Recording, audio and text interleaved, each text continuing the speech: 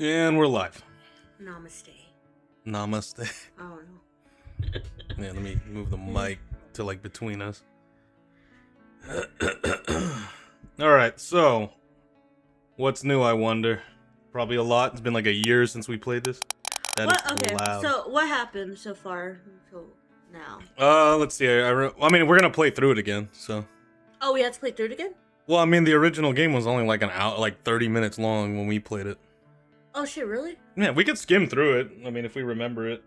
Oh, okay. Holy fuck, that's beautiful. Evening, guys. Alright. Oh, I thought it was longer than that. I thought it was like an hour or two. I don't remember. It's been a while. I spent more time making the damn video than playing it. Anyway, I got Angie got me a shot here of Old Smoky's pecan moonshine stuff. Yeah, you took the one I wanted. It smells nice. Pecan.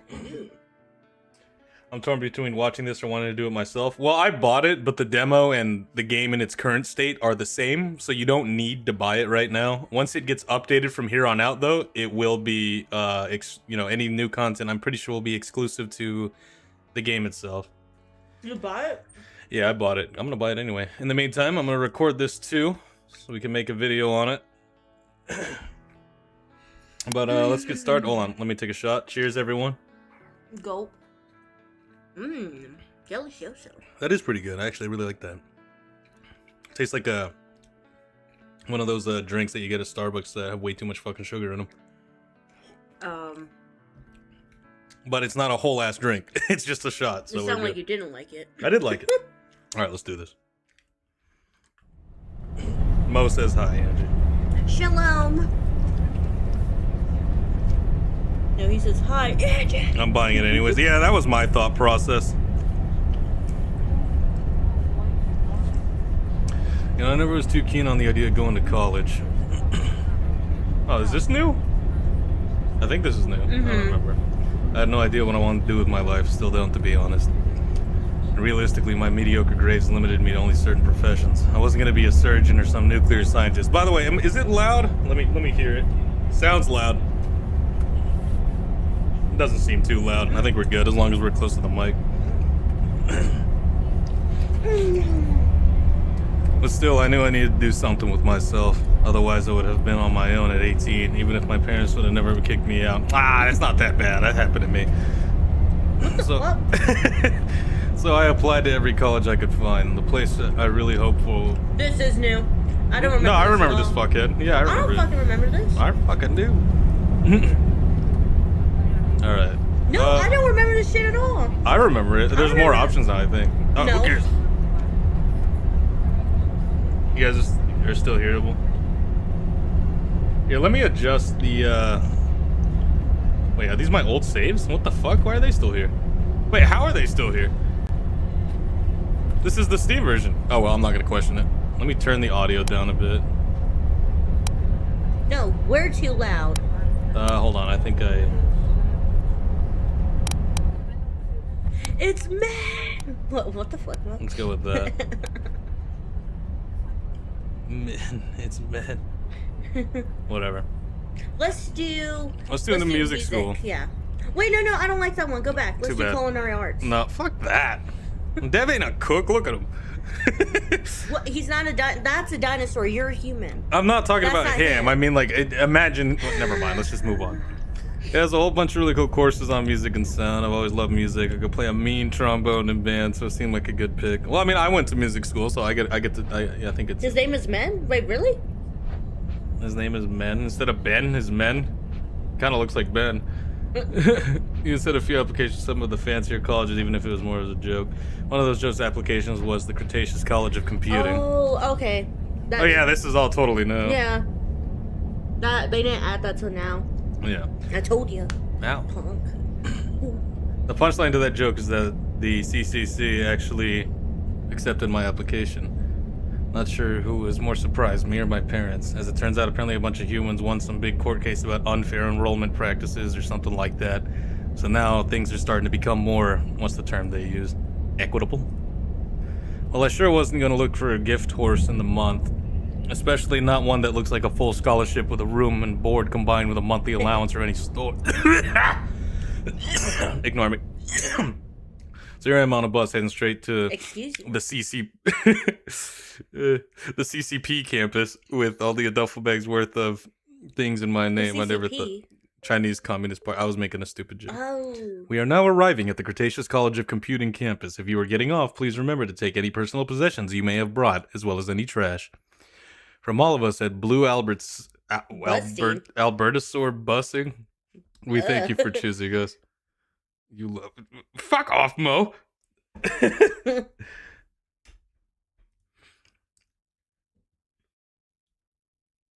It's okay. Ow, ow, ow, ow, ow. Stop hitting me. Damn. Oh, I like The this. cutscene looks way better I like that. than it used to.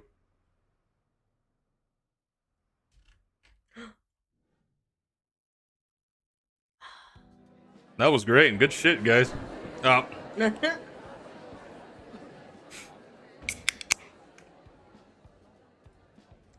Rude. No other humans. Am I late? Figured the others that also got... Look at that! The others who also got my scholarship would be arriving now as well. Well, at any rate, I'm finally here. Cretaceous College of Computing loomed before me. I like that. Characters walking in the background sitting The like... quality here, Yeah. it's been a while since I've touched this game or even looked at anything for it. I like to go into everything blind. The quality here compared to what I played before is night and day. Holy shit, Yeah. it looks excellent. I like, like the characters walking like around instead of like them just there. Mm-hmm. You know what I mean? Like I like that. That's cool. It's big. It's a standard old building, stone pillars, lots of windows. Some of the glass didn't match, probably got broken a few times. The bricks were red, I guess. The starting place for countless success stories. If you could do well here, then you're basically guaranteed success in life. I got some bad news for you. At least that's what the brochure said.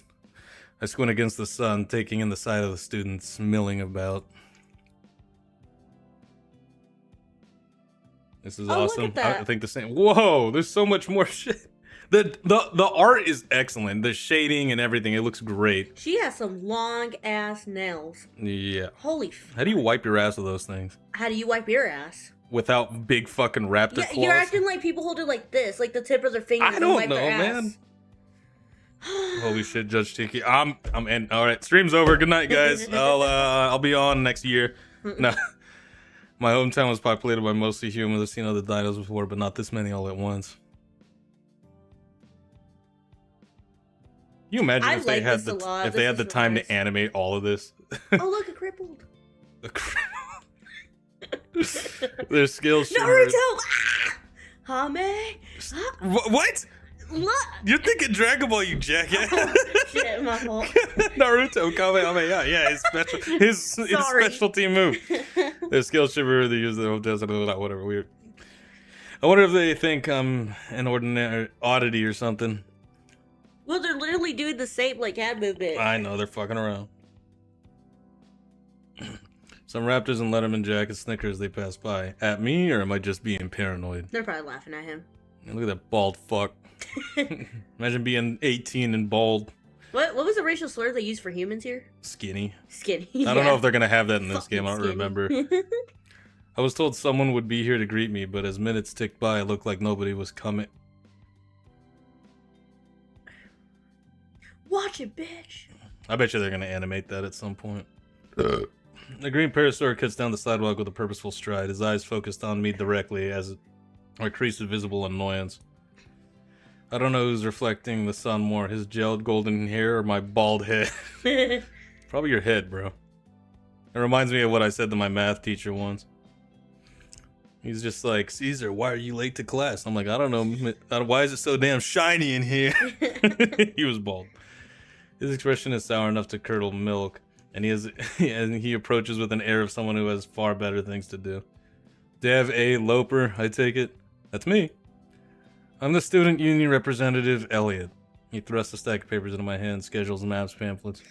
The dean made me your welcome committee, but I have a million other things I need to do, so let's get this over with quick.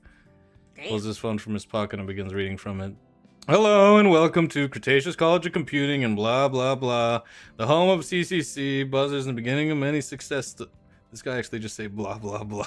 The feel my eyes getting bigger as he keeps talking. Try to soak in all the info as he tries his best to speed run through it. We're happy to provide young and underprivileged humans such as yourself a chance at becoming your best selves, blah, blah, blah. The papers you have been given include detailed descriptions of all our faculties, a map of the campus, your schedule, blah, blah, blah. He seems to scan his phone most time before stuffing it back in his pocket. Look, I'm sure you could figure all this out on your own. Rather, I sure hope you can if you're planning on making it here. Do you have any questions? Make it quick, though. What? Right in the moment too late, I blurted that out. His claws taps impatiently on the top sheet, pointedly not remarking on my very insightful response. Oh, this Nuts making fun of you. Did I love when Naruto went super ultra instinct? Nuts? Oh, it's God. Nutley. Okay. My eyes dart across what turns out to be my schedule. Most of it seems normal, but musical composition, world history. This is... I don't remember picking these. He gives a confused expression. He grabs my schedule and looks over the page before looking over something on his phone. Let me just make sure we're still recording. Yes, we are. Okay. It's gonna be like a fucking 40 gigabyte recording. There may have been a mix-up. You choose a major? No, I thought I'd... With a roll of his eyes, he tosses my schedule back. We're off to a promising start. Ooh, order Then that. take it up with your counselor. If that's all, I'm gonna get going. Hi, Nuts. Yellow. He gives me a sarcastic wave before sauntering off. That is a word that I do not know. Wait, that was the orientation? He barely told me anything. Thanks, you were a lot That could be a of help. dickhead. Wait, save right here. I want to see the different fucking. I don't think there's gonna be much different one. I don't know how. Wait, Just- wait. Did I hit load or save? Do I gotta make a new one? Yeah, just make a new one. Be There we safe. go. Just see. You're a lot of help. He completely ignores me. Okay, yeah, it doesn't matter. He shrugs at you to walk away without looking. You're the only human here. No idea. Okay. Who do I talk to about changing my classes? I just said your counselor, but unless you have a good reason, you're probably stuck with them at this point. What a douche. Let's just go with that one. Great. How's the audio now, guys? Does it sound okay or does it sound messed up? Or like out of balance? Domain expansion. What? What? I'm sorry. I'm left alone amidst a sea of strangers. I should probably start by finding my dorm. I rifle through the papers until I can find a map of some sort. Stop! I have to cough. It's made up of nondescript boxes with little dark lines indicating roads or paths without any details or landmarks. How is anyone supposed to find anything with this thing? Whatever, how hard could it be to find one building? Oh, you'd be surprised. It just sounds really quiet to me.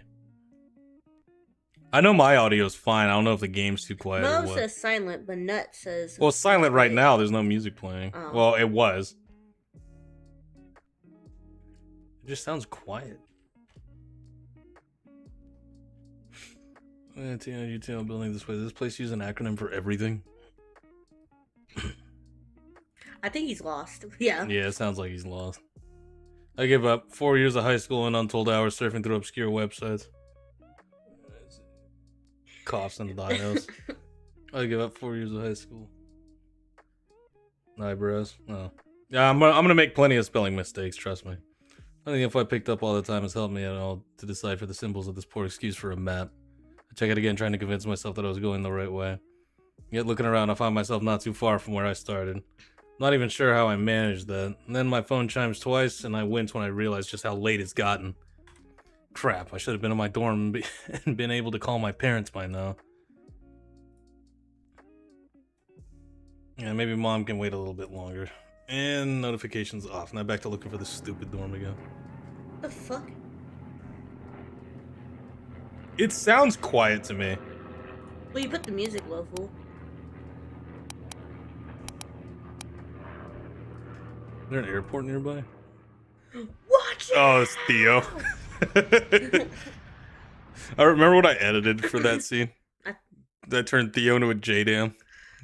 Oh, I think so, yeah. This is new, I think. Oh, that looks like it hurt. No shit. Ow. What? Who the hell is... It looks like Yosuke from Persona 4. Oh my god, low key. Yeah. Didn't see you I there. know. I still wonder if they're gonna have the option to date all the females in here. That'd be so cool. Oh, you keep asking about that. I still remember like everyone's reaction when I asked for you like a year ago.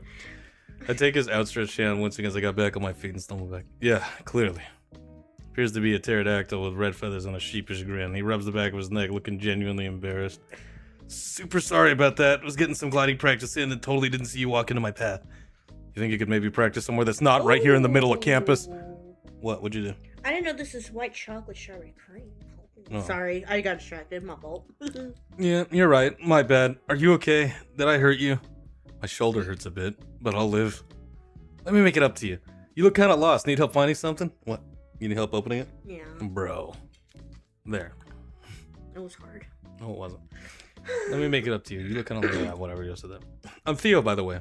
Dev. And yeah, lost is right. I actually am looking for the dorms. I agree with that, actually. The artist stellar from the OG demos. Yeah, it's not, like I said earlier, it's night and day difference. It looks excellent. They didn't give you the tour of the campus during orientation? If by orientation you mean one guy dumping a bunch of papers on me, then bailing, then no. Huh. Unlucky for you, I'm an expert navigator. From here on out, consider me your personal tour guide. He claps away on my back, almost knocking me off balance. Come on then, let's find your place. With Theo's guidance, the cryptic map starts to make sense. He points out various landmarks that could be found on it. A statue here, a particularly gnarled tree there, and eventually we find our way to the dormitories. That's the common room, great for all-nighters. Over there's the laundry. I highly recommend going early if you don't want to battle for a washer. And here we are, freshman and sophomore dorms. 4 stories of brick and stone, standing smack dab in the middle of an otherwise nonsensical campus layout. Looks more like a barracks than a dorm. What's your dorm number? That's a good question. I'll double check the paper I was getting. It looks like 482. Fourth floor then, follow me. We navigate through a massive collection of dinosaurs on the first floor, milling about or talking with friends.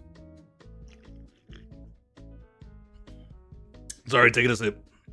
After a quick ride on a musty elevator, we reach our final destination. 478, 480. Here it is, 482. You're home away from home. It's far larger than I expected. Guess this palace is all yours. Lucky. Maybe the other guy saw who they were rooming with and bailed. Theo shrugs off my self-deprecating joke. Their loss. More space for you. Besides, who needs roommates when you got neighbors like me? We're neighbors. Well, no, I'm actually 1 floor down. But that's practically neighbors, right? Do you have a roommate? Duh, everyone does. Gesture to the bear in half of my new room. Almost everyone. You two get along well, I take it. He's an acquired taste kind of guy, but grows on you eventually. Oh, I think I know the type. I toss my bag onto the bed closer to me and glance around. This place is kind of depressing the way it is now. I should get some posters or something. Guess I won't be having any arguments about room decor at least. Hey, you hungry? Cafeteria food isn't half bad if you know what to avoid. As if on cue, my stomach roars. Starving. Well, what are you waiting for? Or what are we waiting for? Come on. What the fuck? Oh my, are you really gonna fucking pull this shit? They're fucking with me. Oh, dude, triple verified for this illegal copy of the game where I will get the end. Are you really pulling this shit, Zach? I'm assuming that's Zach. If you know, you know. The joke. Inside the cafeteria, the hall buzzes with 100 conversations. The scent of sizzling meat and overcooked vegetables hangs heavy in the air. I didn't expect it to be this lively. Well, until you see the feeding frenzy during the finals. Well, wait until you see the feeding frenzy during the finals week. Are you okay? Sorry, I'm trying to undo my fucking sleeve here, but I'm fucking retarded and I can't do it. Yeah, it's okay. It's not your fault. So how long have you been studying here? Just 2 semesters. I'm a sophomore. Oh, nice. I answer absent-mindedly while internally reacting to the prices listed on the menu. Sweet Raptor Jesus. $5 for a single bottle of water. $8 for fries! Small fries on top of that. What's up? A friend of mine told me that college food was expensive, but I didn't figure it would be this expensive. Food wasn't that expensive for me. No, was it? Not even when I was in college. Oh god, what's this shit? Hey guys, President of the USA here. I just want to make sure that there are no liberals here. Whoa, was that word allowed? What word? Retarded? I mean, I don't know. I don't care. It hasn't got me banned yet, and I'm not saying it towards anyone or towards anyone that is disabled, so lick my nuts. Wow. I might just hit the vending machines. I'm running on fumes here for the moment, financially speaking. Theo clapped me on the back again. Don't sweat it. My treat. I can't do that. We only just met. I don't like the idea of owing a stranger. Theo gasped melodramatically. Basically. A stranger? After all that bonding together we did? Finding your room, entering your room, not to mention exiting your room. And then was finding the cafeteria, entering the cafeteria. When I hear his voice, I think of my coworker Brody. Or when I think about what his voice sounds like, rather. Socializing, not that hard, right?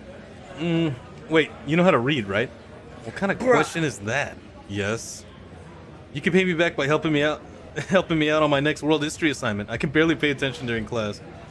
I guess it's a fair deal, but I don't know. My stomach has enough pride. I may be able to take care of myself, reject the offer, seems so genuine, but still a stranger. Let's just take the deal. Yeah, fuck it. No one heard that. No one heard that. Yes! Yes! Please! He was visibly taken aback by my outburst. My eyes start to burn with embarrassment. Oh crap, now he's gonna think I'm some kind of deadbeat or freeloader. This is the Shut-In Studios. I don't know who Zach is. Pretty sure he died in 2024.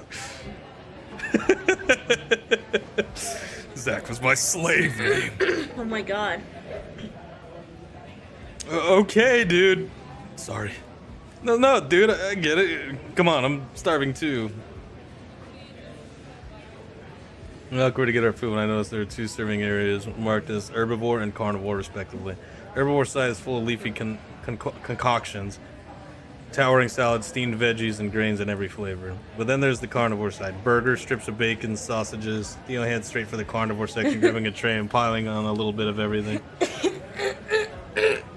What the fuck? What's going on in the car? Everyone's being autistic in the chat. Well, we're in the presence of John Shut-In Studios. We're like liberal in studios. So stupid. Stupid. Theo straight the conversation. I'll grab and fill my tray with, let's see, steamed veggies and veggie pieces. Fuck that. Bacon, Oh, cheeseburger, fries, and meatballs, all between the same buns. I'm giving disposable gloves to handle the burger. A bowl of cheese and nothing more, just cheese. Wait, do the cheese one first. I'm curious about the cheese. Just cheese. Nothing but cheese. Leo's already stacked his tray of various feet, so by the time I join him in line, he has a huge drumstick in one hand, nibbling on it as we move forward. Sure that's all you want? Yes. You can get what you want, obviously. I just think I'm good, man. No, we're not just gonna get fucking cheese. That's stupid.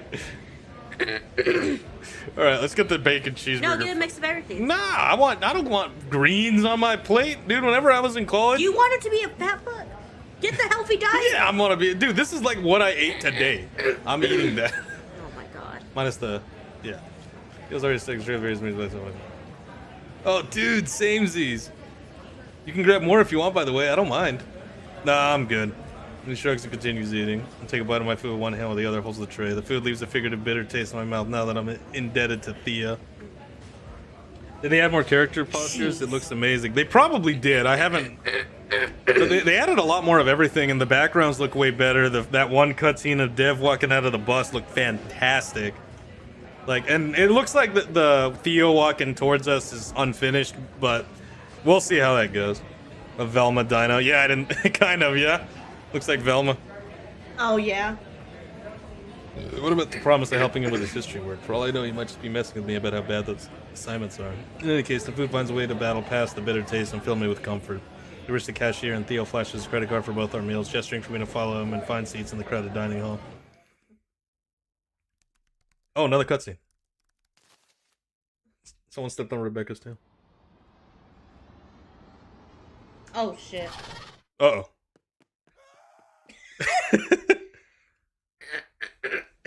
Hell yeah, cutscenes, more of them. We maneuver through the crowd, and Theo leads me to a quieter corner where a girl with spiky hair and even spikier clothes sits alone, her eyes glued to a laptop screen. A sad, half-eaten sandwich lies forgotten beside her. And this here is my amazing, awesome, beautiful sister, Rebecca. The dino snaps her gaze towards Theo in an angry snarl.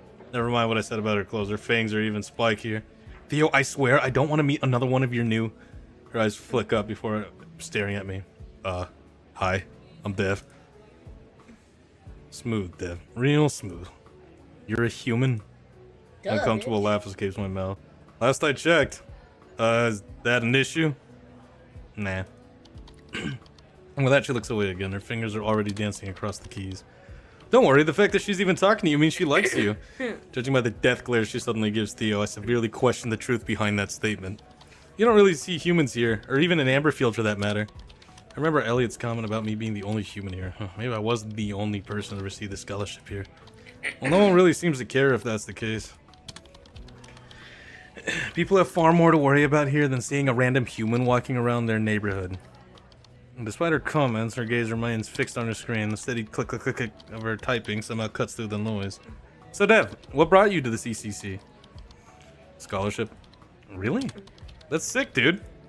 Lucky you. What was the scholarship for? You some sort of genius or sports star? Gives me a playful nudge. For, being human, I think. I don't really fully understand it myself, to be honest. They both look at me with a confused expression. I looked it up and it seemed to be something to try and get more humans in these fancier colleges. There was even some big class action lawsuit about it. But you're the only one here. Yeah, I'm seeing that now. I mean, it's weird enough no one else got the scholarship, but you'd think even without it, there would be more humans here. Not really. Saurians are just better suited for college than human. Oh, fuck you! Wow. And everybody and everybody in DevLog wonders why I fucking hate her. I don't mind her. It's true. Our memory and attention span are better. Makes cramming for those SAP tests and entry exams a breeze compared to you skinnies. Oh, there it is. Oh, wow. Okay. That's... I don't think that's true. It's not. She's just messing with you. I am. Am I, though? Okay, bitch. Right, well. It's all new to me, regardless. And I don't really know anyone. Theo laughs momentarily, confusing me. You know me, and now you know Rebecca. Are you saying we're no one? He nudges this with an elbow, but earns only an annoyed glance. No, of course not, but there's more to college than just meeting people, right? Making friends is just the beginning. You'll find your groove. Before you know it, you'll be a part of the whole social fabric we got here. Rebecca suddenly starts. Fucking damn humanist. Whoa, eugenics. Suddenly stops typing and looks up at her brother with a scowl. He literally just met us. Can you stop acting like we're all BFFs or something? Okay, bitch. You need to go. Well, she isn't wrong, but there's a million ways she could have said that Yeah. less rudely. And don't mind Miss Grumpy. She gets like this sometimes, but she doesn't mean anything by it. Stop acting like I'm not here, or like I'm a child. Becca, your warm and fuzzy attitude is exactly why I brought Dev here. I wanted him to feel right at home, you know? Anyways, all I'm trying to say is not to let college scare you. You'll find your way. Or Becca, don't let her scare you either. Theo, if he runs off because of me, he wouldn't last here long anyway. Kind of abrasive, isn't she? She has been focused on her laptop this whole time, typing up a storm about something. Maybe I should just ask. Call it an icebreaker, even if she doesn't exactly seem like she likes me. Invade her privacy and ask. Why did you got worded like that? 'Cause it's funny. Okay. Oh, give me 1 sec. That was you, fool. Why'd you make that horrible noise? You did it. I'm taking a sip of my beer. You were. What is this? I ate so much popcorn that I farted so loudly I scared my dog, and now my room smells really bad. Okay. What do you want to do? Invade her privacy? She's both. I don't know. I don't really like her. I kind of want to just mind my own business. Let's just see. Fine. So what are you writing? Rebecca's eyes flick up wide for a moment before turning into a sharp scale. I'm drafting the script for Mind Your Own Business, the musical. Oh, that sounds nice. Did you not catch on to the... No, I did. Okay, then I guess I struck a nerve. He was done with his plate, wiping his mouth with the back of his hand. I'll go back and choose the other one. Oh, I mean, if I choose the other one, it's probably just gonna... I'm sure Dad would like to know. Dude. Come on, don't tell me you aren't curious. I mean, it's not our business. He's right, it's not. 2 against 1. It's not fair. oh. I don't know. Fuck it. Let's just go with that.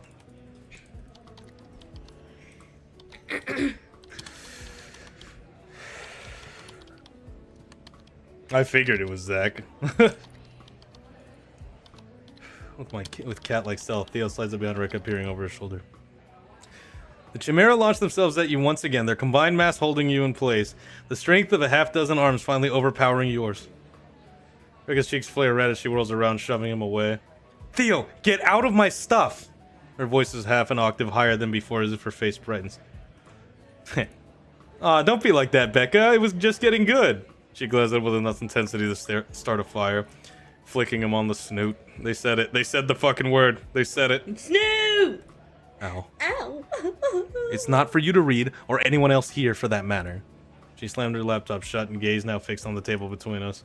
I can't help but feel a twinge of guilt for having sparked this exchange. I cleared my throat. Yeah, see, I told you that was the wrong option. Probably. I don't know, whatever. I don't like her.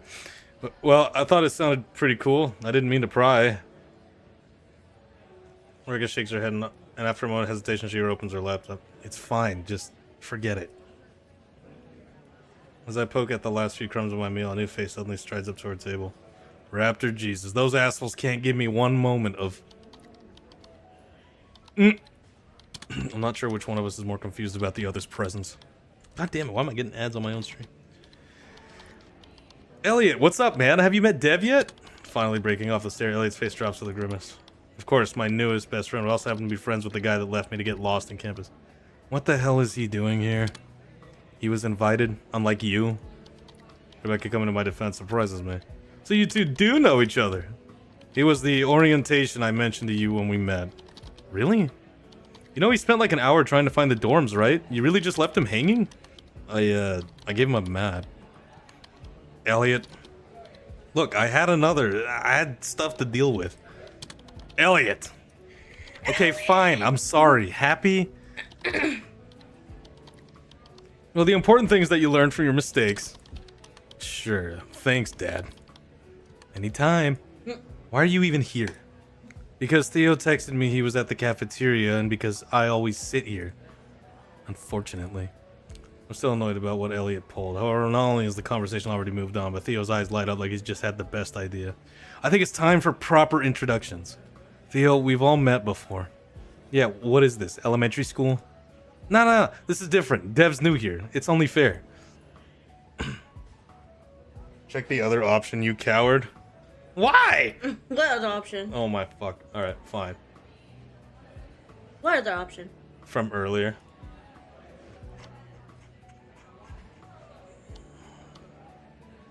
Why? Isn't Rebecca like your favorite? Who? Zach's. I like Rebecca. I'm gonna mind my own fucking business. Well, don't tell me you aren't curious. I mean, it's not our business. He's right, it's not. You try to pick at other people's phones when they're not looking too. Yo's mouth hangs open while Rebecca surprisingly snickers at my remark. I wouldn't.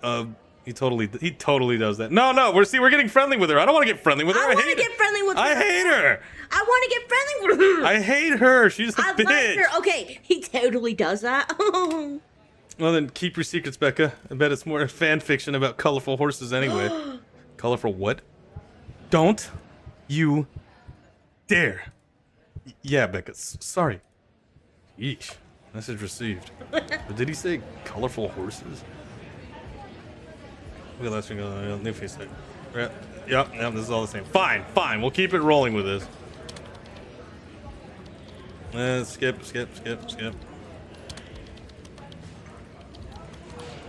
Where are we here?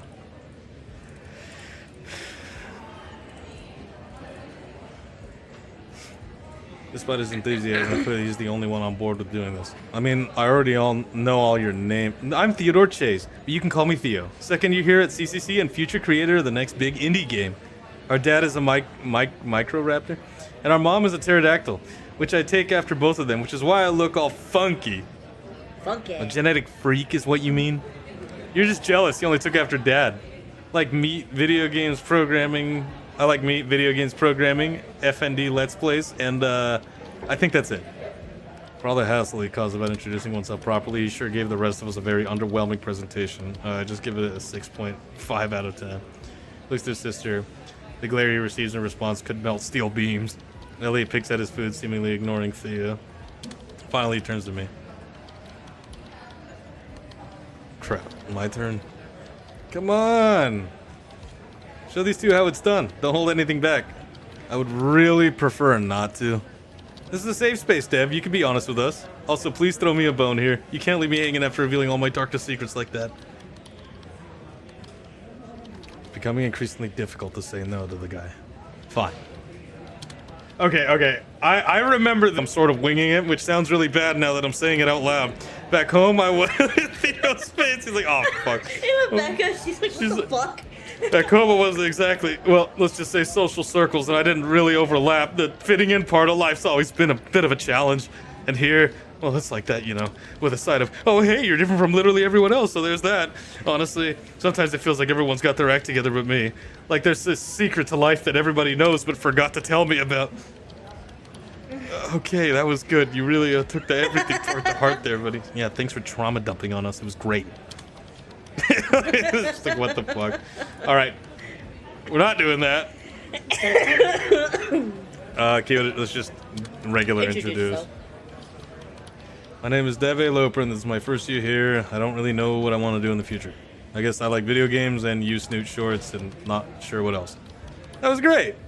All right, I forgot to add, human? We noticed.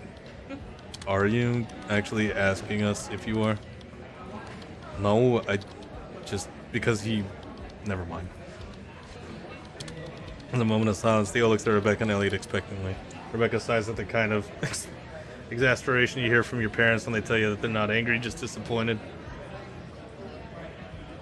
I noticed that the sprites look a lot better too. Like I remember that looked like in the original game that we played looked ugly as shit. Now it's got actual shading. No offense. Oh shit, what do I know? Come on, both me and Dev did it. Fine, if it'll get you off this bit. Please just throw it rather sarcastically. Hello, class. I'm 23 years old. My name is Elliot Reddington of the Reddington family. Nothing? Really? I look around, find both Theo and Rebecca are also looking at me. Wait, was I supposed to know who the Reddingtons are? People typically have a reaction when they find out I'm a Reddington. The name doesn't ring a bell, and it seems Elliot picked up on that fact thanks to my expression. You know, like the real estate company? What about Red Origin, the frickin' space company? Rebecca seems to have lost interest in the conversation, but Elliot and Theo continue to stare at me. I only respond with a silent shrug, thinking how much I'd rather have the earth swallow me up right here, right now. Oh, okay, so my YouTube had a freaking stroke. What, did that screw everything up? No, it's still going on, man. Whatever, that's all you get. Okay, that was good. Rebecca? She sighs. You know my name already, and you know that I'm his sister, and that you're a fast typer. Rebecca looks up at me, amused. That too, sure. You know that. I guess I'm done with my presentation. Right. Well, look at that. We're no longer strangers. Small talk fills the rest of our lunch. It's still awkward, just not as much before. Mostly Theo driving the conversation, with Elliot occasionally jumping in with a sarcastic remark or two.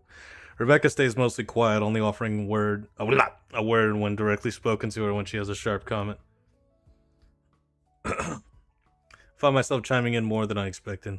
We talk about classes, professors known for their impossible exams, and the best spots on campus to grab a midnight snack. It's all pretty mundane stuff, but it feels good. Normal even. Maybe Theo had a point after all when he forced us through these awkward introductions. As the cafeteria starts down, Theo turns to me and slaps his hands on the table, scaring the soul straight out of me. Hey Dev, you want to come over and play some games? I've got a pretty sweet setup back at my dorm. Elliot can vouch for it. Elliot nods, grinning. Yeah, he's not lying. Well, except about it being his. The games are mine, the TV and console are his. Rebecca snores. Only reason to ever go to their room? Oh, no. The only reason to go to their room. I said that in such a weird fucking way. Oh, so you're the acquired taste roommate. The what? Elliot looks alarmed. Rebecca simply snorts again. I hesitate, but only for a moment. It sounds like fun, and honestly, I could use a break from all the stress of the day. Yeah, sure. That sounds great. Awesome. You're gonna love it. Theo, Elliot, and myself shuffle back to the quad where Rebecca goes off to do her own thing without saying goodbye. Let me fuck with my phone for a second. Turn the brightness down so it doesn't die. I asked Theo if I had maybe overstayed my welcome with her, but he just said that she does that when she's had her fill of socialization for the day. No? You want to guess whose side is whose? Cyberpunk. What is that supposed to be? Near Automata? What is that? I don't have my glasses. Oh, that's Forrest Gump. What? What is Look, Forrest on Gump? the Elliot side. Where? Bro, Forrest Gump. My ears! Oh, is it? I don't know. You seen that movie? I know. I don't see how that's Forrest Gump. I'm sorry. Right now, Oh, I don't currently see it. Rebecca canonically starts like a piggy. Two vibes, actually. Elliot's half is meticulously clean, everything neatly in its place. Meanwhile, Theo's side is a storm of sketches and scattered game. Oh, yeah. Angie's showing me the poster for Forrest Gump. Oh, you're such a ding dong. You're a ding dong. Meanwhile, Theo's side is a storm of sketches and scattered game cases. You can't even take a step without looking down for this. If not for Elliot's tidy half, I wouldn't even know the color of the floor. I'm not sure if I've ever seen. I think their room looks a lot more detailed, too. Yeah, Loki. Theo tosses his backpack onto the bed, sending a few papers fluttering to the floor. He doesn't seem to notice or care as he looks around the room. Hold up! No one move! What's wrong? He lost the controllers again. They're not lost. I know exactly where they are. Just let me feng shui some stuff around. Me and Elliot are left to ourselves as Theo throws random garbage and game cases around looking for the controllers, yet somehow he's careful enough to not get anything on Elliot's side of the room. Elliot grabs his phone from his pocket to avoid the ensuing awkwardness. Not that I could say that I'm much better. Yeah, they're both doing it. Get this New shit messages right. since- It's Cyber Dunk, ding dong, not Cyberpunk. Cyber hunk? No, Dunk. It's clearly Cyber Dude, not Cyberpunk. Okay, Zach, who fucking cares? You know what it's supposed to be. Raptor Jesus, is that a banana phone 7? Yeah, all reliable. Yikes. Huh? They still support those? I can't even imagine what the battery life on that thing must be like. You're gonna get a fucking fist to the face, you rich piece of Nepo baby shit. Damn. I hate people who are rich and act like that. It gets on my nerves. Anyway. I mean, I do have to charge it like 5 times a day, but it gets the job done. 5 times? Why don't you just get a new one? Because I can't afford one? Oh, I probably feel that a little bit. Yeah. Anyways, you should also download the CCC app. It's got the school map in there, you know, so you won't get lost again. You wouldn't have gotten lost if you just did your fucking job. Wait, I do have that installed already. Oh, right, I downloaded it on the bus ride. You can never know. The calendar class sync comes in handy when... I found him! Get ready to get schooled, Dev, my... Get ready to get schooled, Dev, my man. Elliot settles into his desk chair, swiveling the faces. I joined, but I've seen how this ends, so I'll just enjoy the show.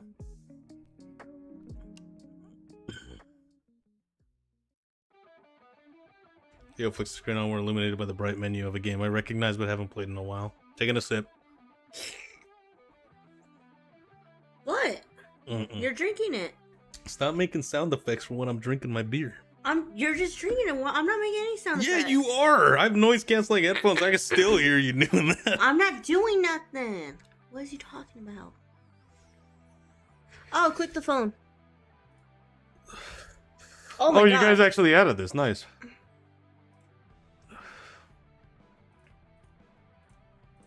Nice. It works. Yeah, you guys actually added this finally. Sick. That's really cool. This phone's all fucked up. Yeah, it looks like the first phone I had when I moved here. Or when we moved here. Your phone was so fucking horrible. I had tape on it to keep the glass from getting stuck in my fingers. Oh, that's cool as hell.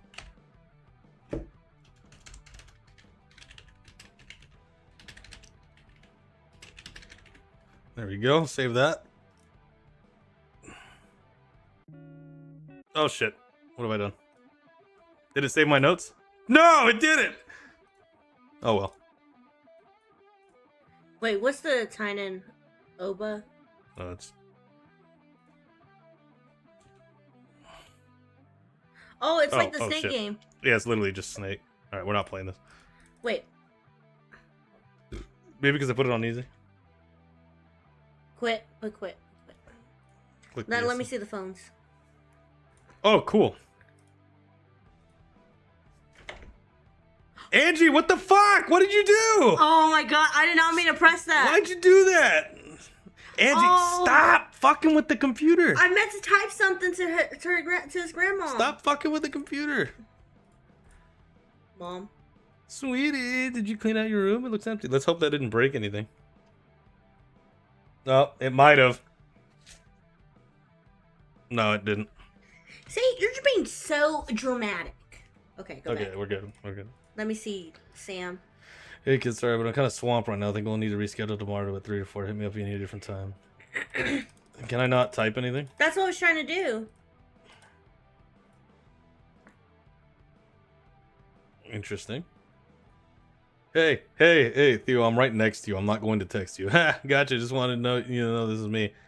I just gave you my number. I'm aware. For someone not going to text, you're pretty talkative. Small face. Oh, Elliot. Hey, it's me, Elliot. Theo gave me your number earlier, so I figured I'd send you mine too, in case you need help with settling it or something. Cool, thanks. Wait, can you call? Wait. Aw, damn. Okay. Go home. Go home. Oh, wait. Check, What is this? It's like Twitter or something? Can you like it? I can. No, it's my 3-year-old after she puked the carrots all over the room. I'm gonna need more carrots. I'm back, what I bet. There's a lot. Wow.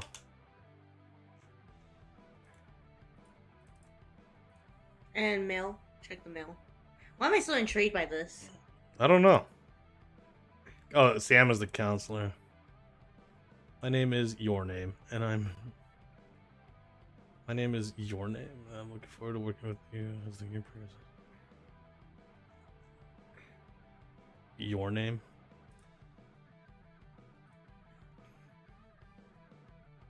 Interesting. This is cool. I like We're gonna have to check this all the time to get more like. And what's the phone number? Oh, call 911. See if that works. Nah. Damn it! History? Or do contents?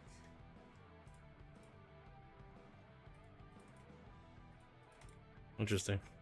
Anyway, let's stop fucking with the Okay, phone. sorry. It's a phone. We've all seen a phone before. Hold on.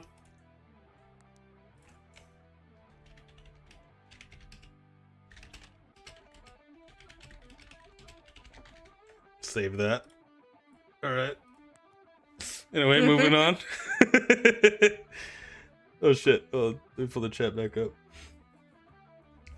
Everyone in the middle school had it. Hyper Punch Sisters like Super Smash Bros. We even had a fighting game club where it was the only thing anyone played. It's all about quick reflexes and strategy. Naturally, those are the two things I'm decently rusty at. You get to the character selection screen. I had 3 go-to choices back then. Lucy, the warrior of space-time, Nancy the plumber, and HG, the simian. I choose... Why are they all chicks? Oh, well, it's Punch Sister. Yeah. Who do you want to play as? Mario. Sure. Mario. Nancy the plumber, the one who started it all. She's about as well-rounded as one can get, and for good reason. She's the cornerstone of the whole Hyper Punch Sisters franchise. I guess if I'm going to get back into the groove of things, it's best to start with a very balanced character to see where I'm lacking. Get ready. We'll dive into the first match. Theo's already a non-stop flurry of movements, his character twitching back and forth or randomly crouching. I feel like I'm holding my own for a moment. Before I know it, though, I'm 1 life down, then 2, then 3. I may be in over my head here. Okay, warm-up round doesn't count. I'm grateful for the mulligan as I try to shake off the nerves and focus on my next match.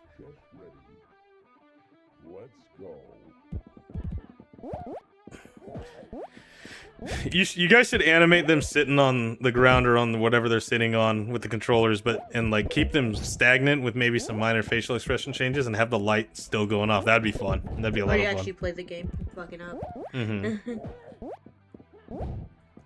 I like watching this with them use smirk, calling out pointers that were half helpful, half trolling. Meanwhile, I'm trying my best to stay alive here. The match ends with my character face down on the virtual battlefield. Theo whoops in victory. You chose poorly. This is his specialty. I can see that now. Well, Deb, you're not half bad for a newbie. I'm not. I used to play this all the time. Actually one of those top players back in my middle school. That's rough, buddy. Ah, well, you'll shake the rust off eventually, I'm sure. I'm less convinced about that than he is, but I nod in agreement anyway. What other games do you have? He motions the floor around him. Loads. Name it and I probably have it. Do you have Rock Ring 3? We could play co-op. No, I don't. Oh, well, maybe. But I do have Master Grug Collection. Uh-huh. Isn't that broken? Nah, they fixed it. We should play Rock Ring Harvest, though. Way cooler. Personally, I would still prefer 3, but Harvest is also good. Anything but 4, Raptor Jesus, forbid Rock Ring 5. I agree. Halo 4 is not the worst game ever made, but it's not great. And Halo 5 is ass. I can't help but involuntarily shudder. I'm guessing Rock Ring Harvest is Reach. Hey, game creator here. We chose not to include those to make the game worse on purpose. Alright. Elliot, you joining now that I can't whip your butt? Yeah, sure. I'll hop on for a mission or two. The room hums with the low buzz of the console as it springs to life, the screen flashing the familiar logo of Rock Ring Harvest, the bombastic orchestra of the opening theme filling the room. It's been a while since I played any Rock Rings, but I still have plenty of nostalgic memories about this franchise. I'm listening to the music. Sounds more like Dark Souls, but close. It's good enough. Theo's animated as ever, while Elliot sits more reserved, but with a spark of anticipation in his eyes. We dive into co-op mode. Okay, guys, what difficulty? Hunter or Gather? Holy shit. I'm listening to the music. Hell yeah, nice. Yo, I'm gonna... Watch me cover this. I might do a fucking live cover of this. I actually like it too. Yeah, it's pretty sick, dude. Awesome. Both of those might be a bit advanced for Dev. We should do Weaver. I've played this before. Pick Hunter for sure. Oh, watch out. We got a badass over here. The charge to the first unit with surprising ease. My shots are a little off at first, but it doesn't take long to find my groove. Fuck yeah with this music, guys. Kind of go crazy. This is badass. I mean, I played a lot of HPS, but I lived and breathed in Rock Ring. Watch him eat ass. Is he gonna fucking suck? He's about to start shredding. Hey, I might grab my guitar and start trying to play this. Oh my god. Hell yeah. Theo's character bounds ahead fearless, sometimes too much so. He gets taken down more than once. Elliot plays far more defensively, always behind cover and all using precision weapons. Watch out. Thanks to his call out, it only takes me a split second to spot the group of enemies ambushing us from the side. Solo my character and open fire, the controller vibrating in my hands with each shot. You know, I kind of want to listen to this, so you guys read it. Sorry. I'm enjoying this. There's a rocket launched into his face, killing him instantly. Nah, fucking, I'll read it. Rocks were always a bit OP, but that's just part of Rock Ring's charm. By the third mission, we're perfectly in sync, moving as one unit through the map, covering each other's backs and sharing ammo when it runs low. The game score swells around us, the soundtrack to accompany us victory after victory. Not bad for a human. Question mark? I hear a ping from Elliot's direction. His face sours as he checks his phone. Damn it. I have to go. Now? It's like 10 o'clock. Where are you going now? My parents are here. I was hoping to avoid this, but they want to meet up with me before they leave. Is that why you've been stressed all day? He doesn't answer, simply shrugging. I'll probably be gone for a few hours, so don't wait up. Door clicks and shuts behind Elliot, and the room suddenly feels quieter, even with the game's action-packed music still playing in the background. Theo pauses the game and turns to me, his expression shifting from focus to something more thoughtful. I assumed I'm better off not knowing. Theo shrugs. Family dynamics can be complicated, even more so when your parents are big-time CEOs. There's an awkward pause, but thankfully Theo fills it in as soon enough. You know what I've always wanted to do? I've always wanted to actually make games, not just play them. I accept to change the topic with a nod. Who hasn't dreamt of making their own game? I want to create the next big something, not just for fame, but that new mechanic or system that pushes the whole industry, you know? His expression and tone are serious, but I could tell it's not because of what happened with Elliot. Clearly, this is something he really cares about. I think I do, yeah. He leans back against his bed frame, arms crossed over his chest as he looks up at the ceiling. It's like this big dream I've got. CCC even has a summer showcase for student projects, but I've never had anything good enough to enter. What about you? Was making games always just a passing interest or something more? The question catches me off guard, and I pause for a moment to think. The idea crossed my mind more than once, but I've never stopped to think about why I'd want to make a game. Honestly, I've never really thought about it.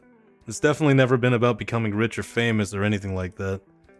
So I guess if I had to pick, it'd be about the same as you? You know, creating something and leaving a mark in the world? I felt that.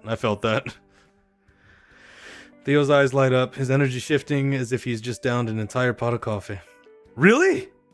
He's practically shouting, nearly knocking over his soda can in a sudden enthusiasm. I nod. Dude, we should totally do it! The guy can go from 0 to 60 and nothing flat. Whoa, slow down, man.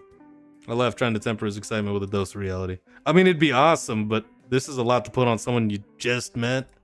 Shouldn't you ask Elliot or someone you know is able to contribute? I don't even know what I could bring to the table. We tried before, but... forget about that. Listen, we share the same passion, right? We both love games. We can make something amazing together. Can't help but smile at his conviction. It's infectious and sort of makes me believe that maybe, just maybe, we can pull something like this off. And even if not, it might still be fun. We do have similar interests. But is that enough to start? Dude, great games started development with less than that. But where would we even start? What would it even be about? More importantly, how would we even make it? Don't worry about that. I've been programming since I can remember. I knew I should have learned to code for real the first time an internet rando told me to. I told you, don't worry about that. All I need to know is what it is, and I promise I can make it work. Which as for what it could be an epic adventure, or a chill walking sim, or something, anything. Those are just details we can figure out along the way. Theo claps his hands together in delight, and a grin stretching across his face. And thus Theo and Dev make a baby. What the fuck, Zach? What? He said, and thus Theo and Dev make a baby. Zach just foreshadowed the best ending in the game, that in his opinion. I lean back and run a hand over my bald head. Yeah, it is wild, but how hard could it be? Theo continues to rattle off ideas, barely pausing for breath between each new thought. But my mind is too focused on the practical problems to pay them enough attention. Eventually it starts to get late and I head out, promising him I'll think about it. As I leave Theo's room and walk back to my own, the halls of the CCC are quiet, and given the storm of problems and potential solutions that is raging in my head, that suits me just fine. The storm. I'm sorry. No programmer. I've never even designed anything more complex than a custom character in a game's character creator. And yet, as I walk down the corridor, my mind races with possibilities and doubts. Making a game with Theo? The thought is daunting. It's not just about coming up with the idea, but building it from scratch, debugging it, stuff I know nothing about. It's not completely impossible, I guess. You do read about a viral hit of a game that's made by one guy every now and then. I'm going to be uploading a video on another game tomorrow, made by one guy and the soundtrack made by another. And half of those graphics look like a child made them. If it's both me and Theo, then we have like twice the chance of success, right? But then there's the time commitment, the effort, and what if it fails? Should we really try making a video game just for the sake of making a game? Open the door to my room and fumble around for the light switch.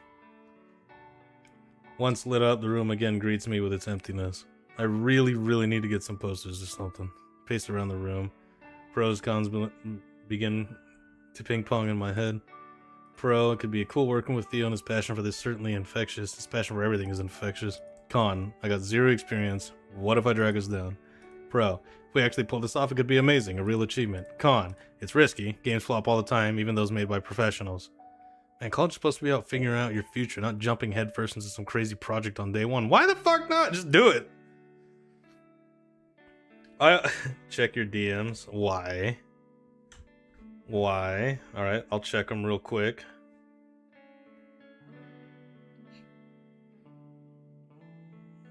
God damn it, my phone's being fucking dumb. Of course it is. Well, my screen's messed up. Okay, I have like $100 phone.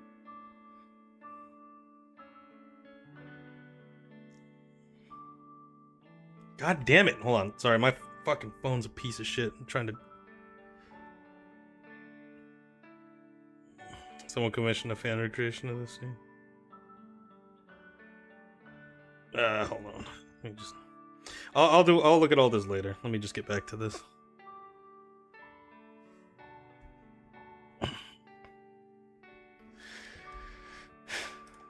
I'm alone with my thoughts. Flashes of my brief time with Theo and Elliot appear in my mind. I realize that in the last 24 hours I haven't given one thought to my life before CCC beyond thinking of my parents, my indecision, and hobbies. I've been alone for a while, haven't I? But not this afternoon. I wasn't alone with Theo, Elliot, and Rebecca. That was fun. Maybe I had another item to the pros and cons list. Pros. It'll be fun. I mean, it's not that I've never thought about it before, but I just know games are made with a lot more than sheer grit and determination. There are whole colleges for this type of stuff, and I am, after all, at a college. How to make a video game leads me from Google to U-Snoop playlist.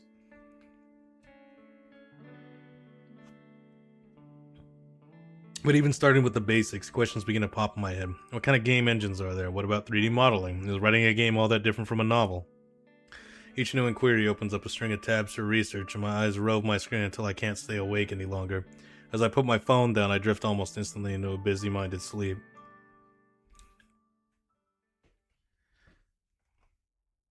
Nothing's more ominous than getting a message. Check your DMs. I'm sorry, Zach. I'll look at it later. I want to get through this before it gets too late. These dorm rooms behind are surprisingly nice. I figured that the dorms here would be as simple and functional as possible, but this is probably better than my own room back home. The walls are perhaps a bit plain, but I never found a band I liked enough to get their posters. What?!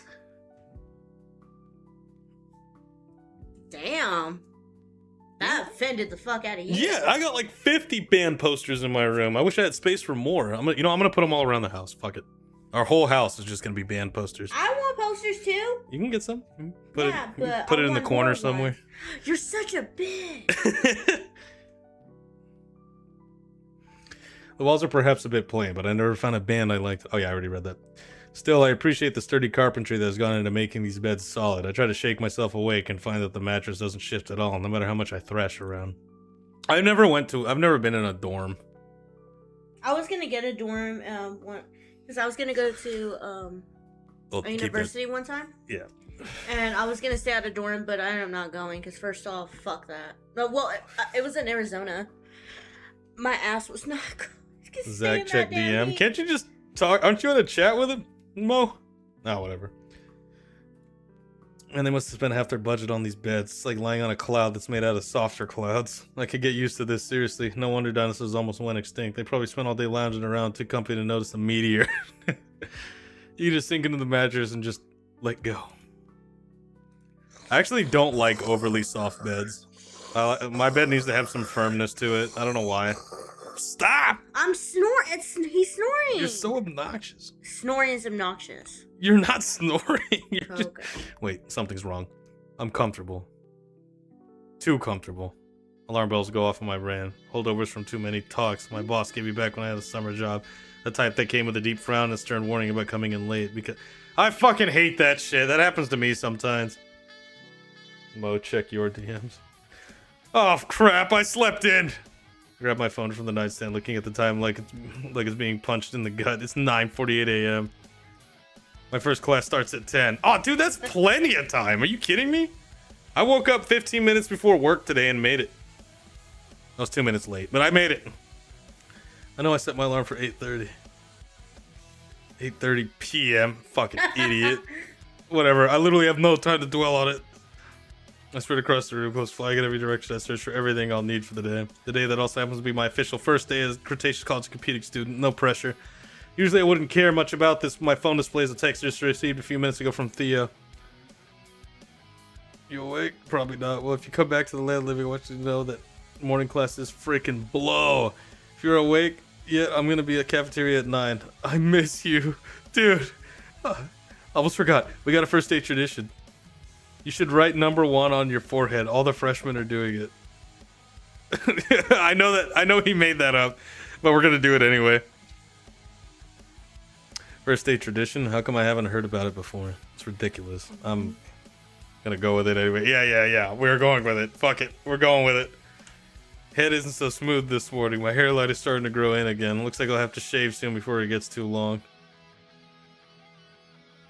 With my clothes in respectable condition, I can quickly scroll through a suggestion on my forehead. This is gonna... Dude, his head's a block now. Look at that. We're gonna do it. Well, why did I do this?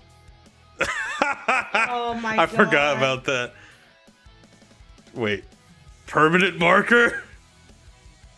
Shit. No time to fix it. Just gotta hope I can find some way to get rid of it later.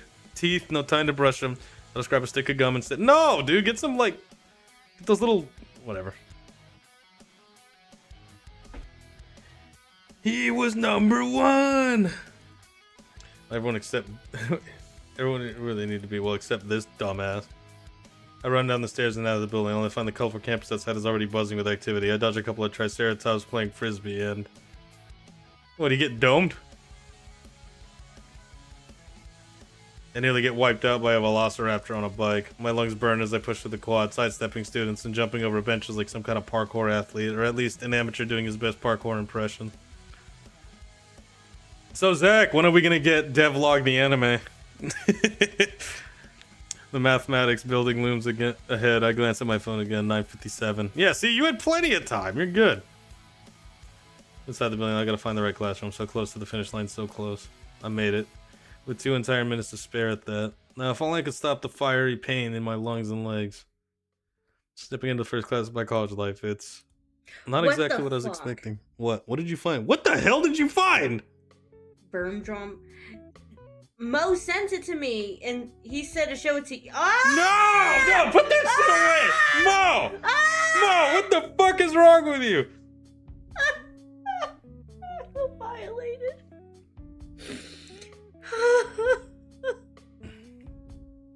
Mo just fucking DM'd us some foul shit that I never want to see again. I'll tell you this much. I could not post it on YouTube. Trying to get you fucking canceled. Jesus Christ. It's a simple room with wooden desks and chairs, complete with annoyingly uneven metal legs. The desks here even have a chubby hole beneath them to hold books and pencils. That needs to be in the finished video. I don't... God damn it. Maybe. I'm gonna have to blur the fuck out of it, but... Sure. A blackboard, not a white one for markers, a black one with tiny pieces of chalk under it. It's basically just like high school. I cringe at the thought of all the chalk scraping hell to come, as if the math teacher couldn't be bad enough on its own. If math couldn't be bad enough on its own. So I just said anywhere is actually like high school and we have assigned seats. Beyond that, I need to consider that some students have wings and actual horns. Should I sit at the front to make sure I can see it all? Or hide behind them to avoid standing out so much? You must be the human, What? You got scared. I jump with the voice right behind me, feeling my heart skip one too many beats. Turning to its source, I find a short, heavy set, whatever the fuck Saurus that is, looking at me with a stern but tired Pachysaurus? I don't know. Based on the way he's dressed, dress pants, tie, and well-ironed shirt, I'm gonna guess he's our professor. Either that or a really old student. Kid, are you listening? Yeah. I mean, no. I'm sorry. What did you ask me? Your name. You're the only human kid around this year? Yes, I'm Dev Loper. Julian Hawthorne. Mr. Hawthorne speaks in a surprisingly deep, gravely rumble. His eyes suddenly narrow. Ow, my fucking neck is honing in on the marker on my forehead. I told you Dev and Theo had a baby. I didn't see anything like that. Maybe not the art, but definitely the reaction. Oh yeah, the reaction will be. Let's see, are we still recording? Yes, we are. Already enjoyed college life, are we, Mr. Loper? I hope you'll take your academics seriously. College is more than just a place for partying and marking each other up when you pass out. No, a friend told me it was a freshman tradition. Mr. Hawthorne looks around, prompting me to do the same. Not a single other student has number one on their head. If you insist. But as for academics, I'll be your professor for this class. Just pay attention and you'll do fine, I'm sure. You mentioned only human kid this year. Have there been other humans before then? No, but we're hoping to have more varied student body in the coming semesters. Wait, no, I'm talking to him. I am still wondering about the seating. Thanks. I'm new to this whole college thing. Do we have assigned seats, or? He chuckles at the question. My ears grow warm out of a slight feeling of embarrassment. No, kiddo. You're all adults. Sit where you like. I must warn you, though, it's first come, first serve. So even if you want the good seats, you'll have to get here early. Thanks, Mr. Hawthorne. Out of courtesy, I get on his good side for a handshake, which he accepts with a smile. This is an adjustment. With how similarly this place looks to high school, I was expecting more of the same, but he's right. I am an adult now. That'll be an adjustment to wrap my head around now, too. I hear the clamor of voices approaching the already half-filled rooms. How does this work? Is this like the guy code where you don't, and I emphasize, you don't choose a seat next to the one already in use, or will people even care at all? My brother's calling me. I'll have to call him back tomorrow. Yeah. It's like guy code where you don't, and I emphasize, yeah. I just take a random spot in the middle. Ideal. Won't make me look too eager, but I also won't have to squint to see anything important. Hear the professor clear his throat. Silence sets in. As some of you have had me in other classes that might know my name as Professor Hawthorne. But for the sake of those who have mistakenly walked into the wrong class, which happens to be far more often than I would hope, this is Algebraic Modeling, an introductory course to some of the more advanced mathematics courses you'll find here.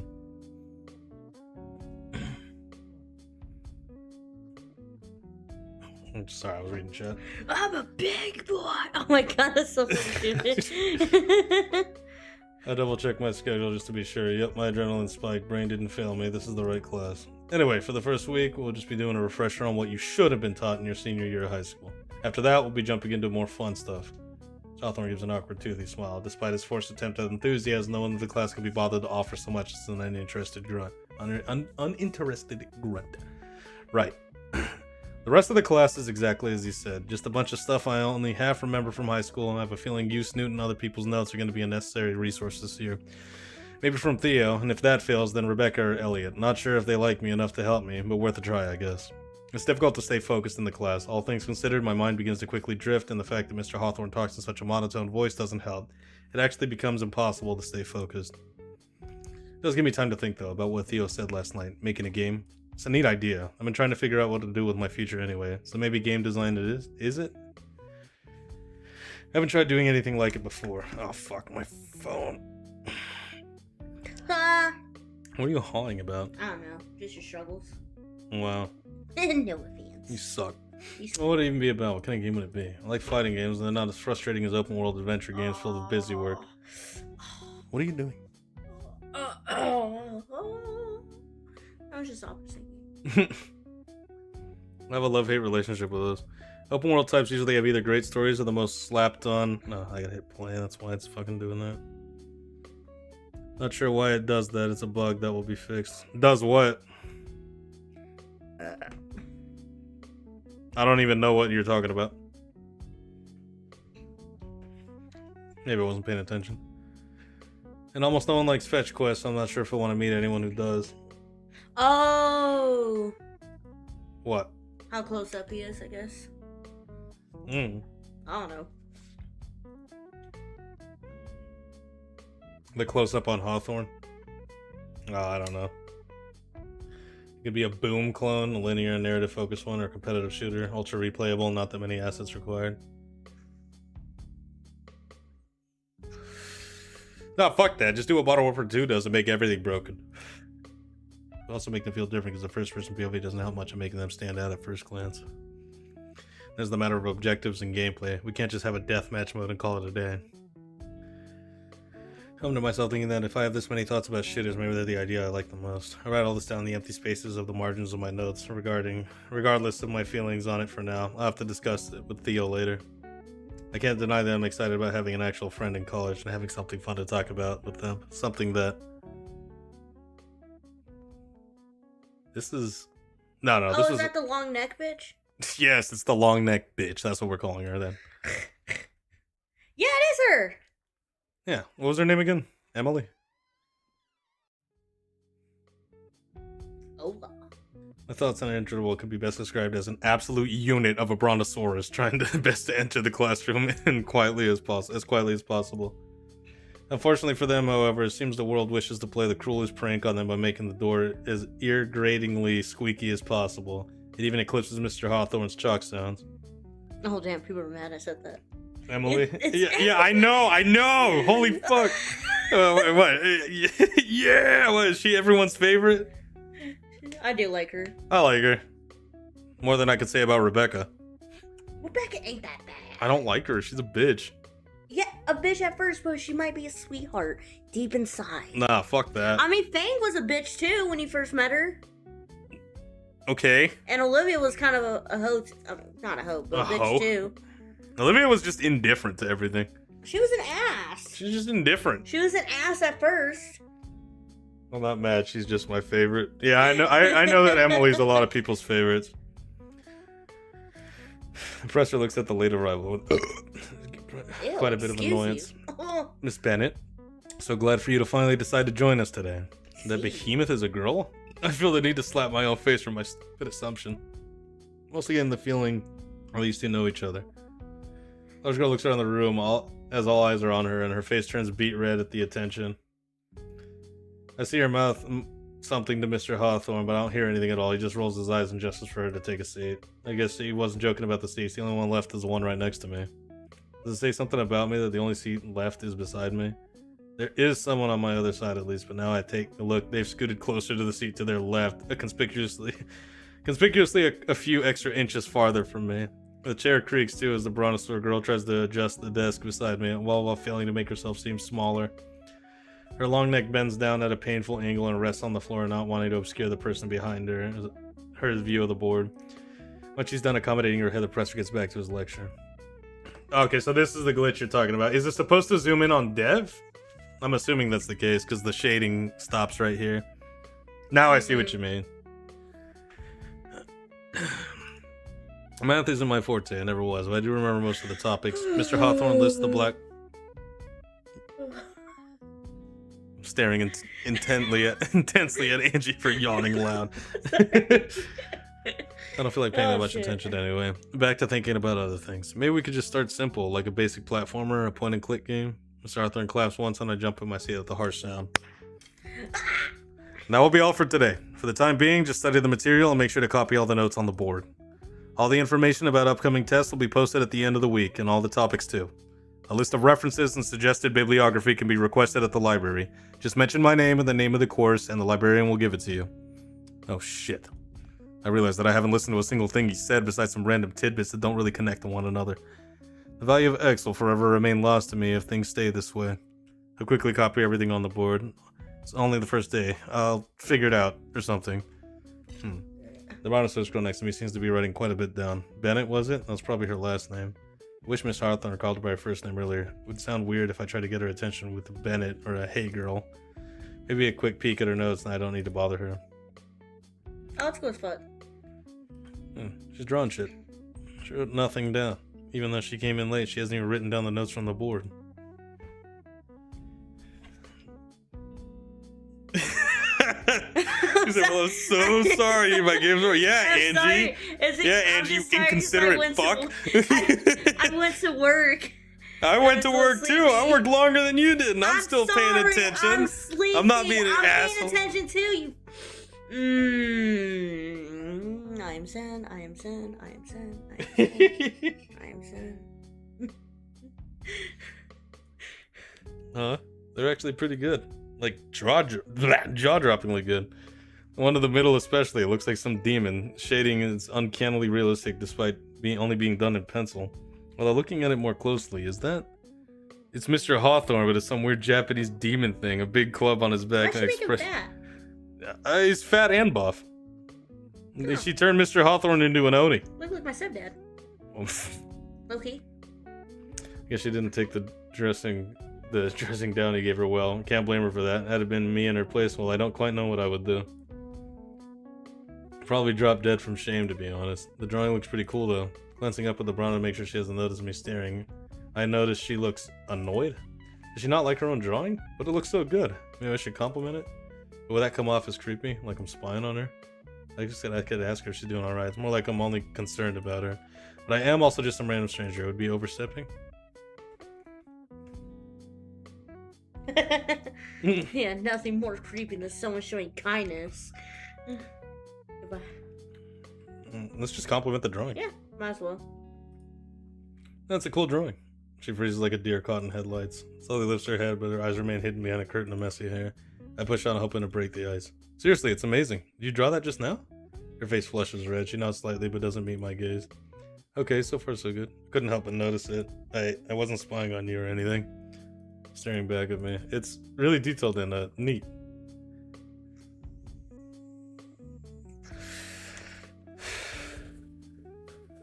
Sorry, destroying my lungs break. It's Miss Nothing or Demon or something, right? She gives me a slight nod. A reaction. Progress. I mean, I don't know much about art or anything, but I can tell you got talent. She always reacts a bit. She tilts her head slightly as if considering my words. Love to see more of your drawings if you don't mind.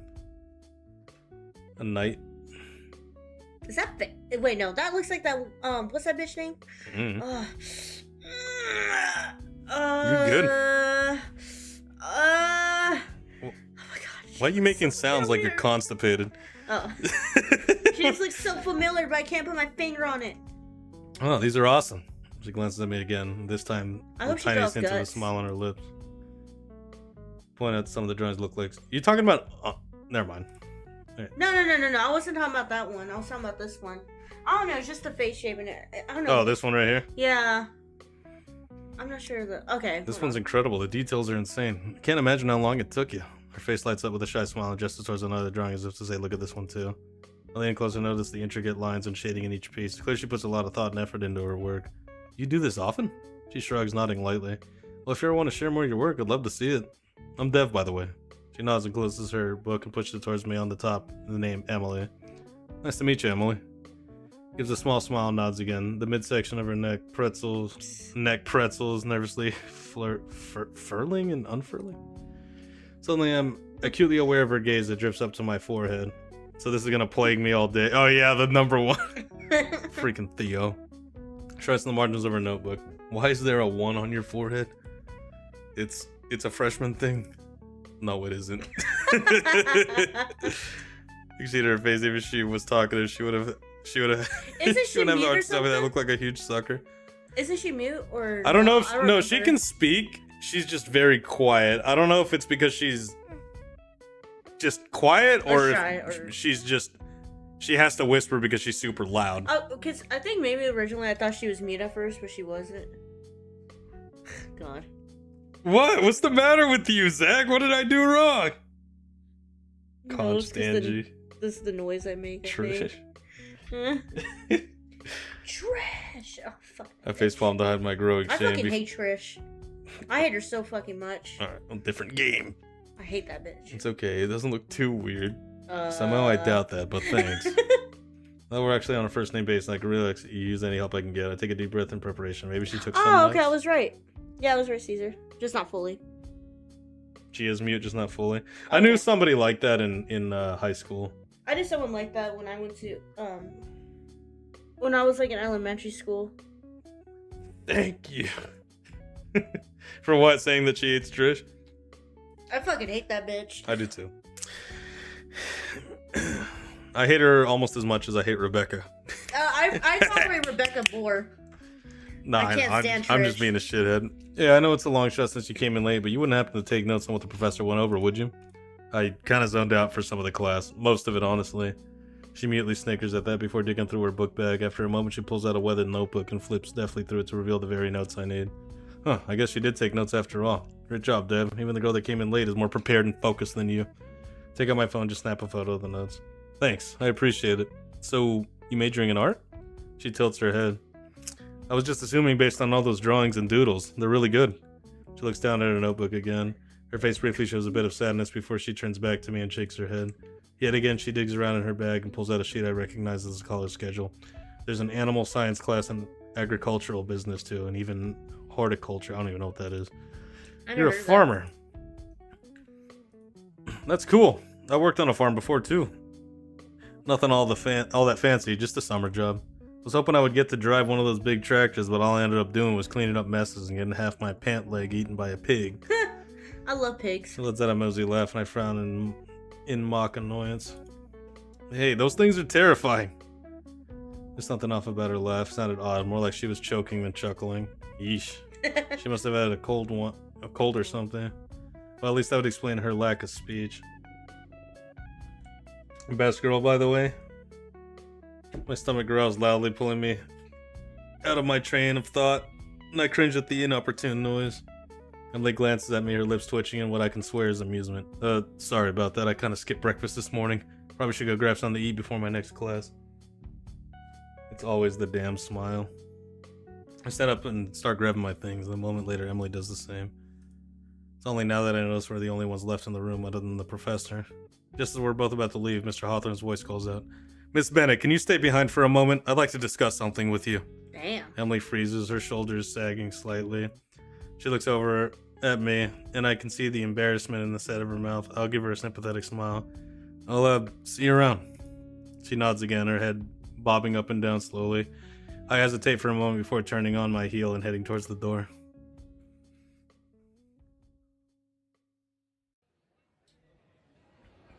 This is new, right?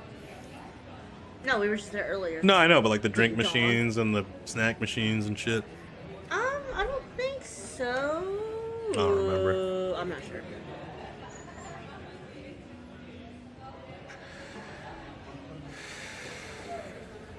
I could always rely on being able to eat at the same time every day.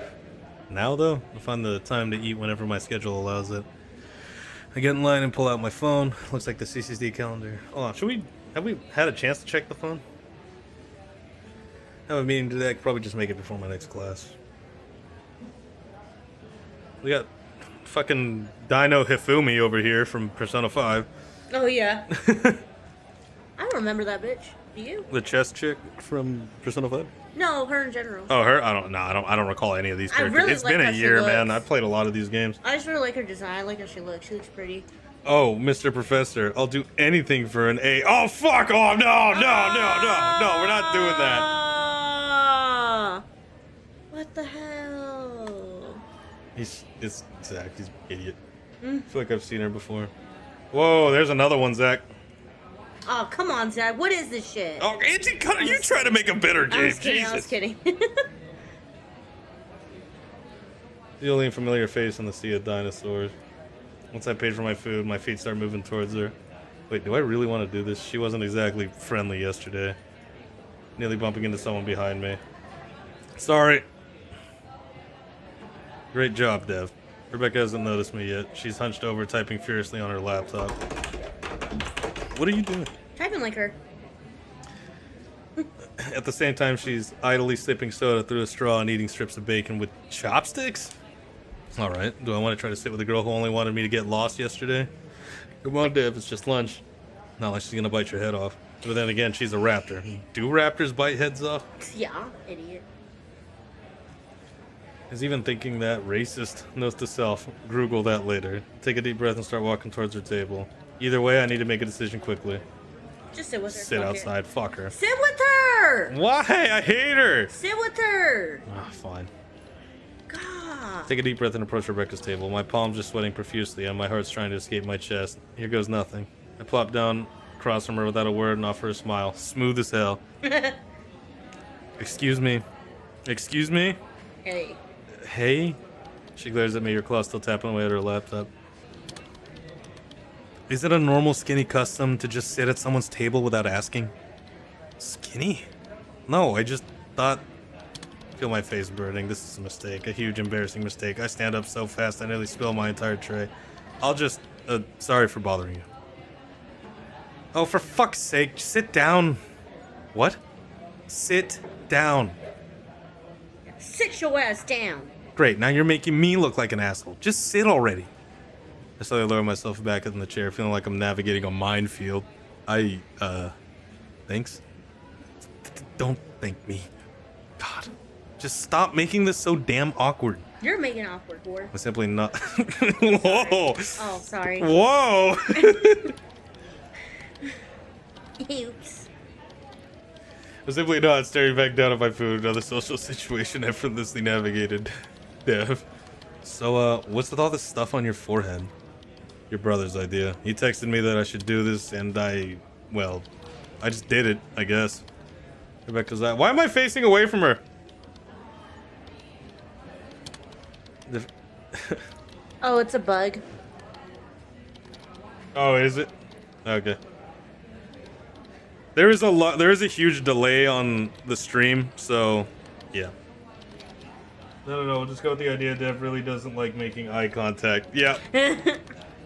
Or maybe no, you know what? Let's cope this. It's because he has the number on his forehead, and that's why he's looking away.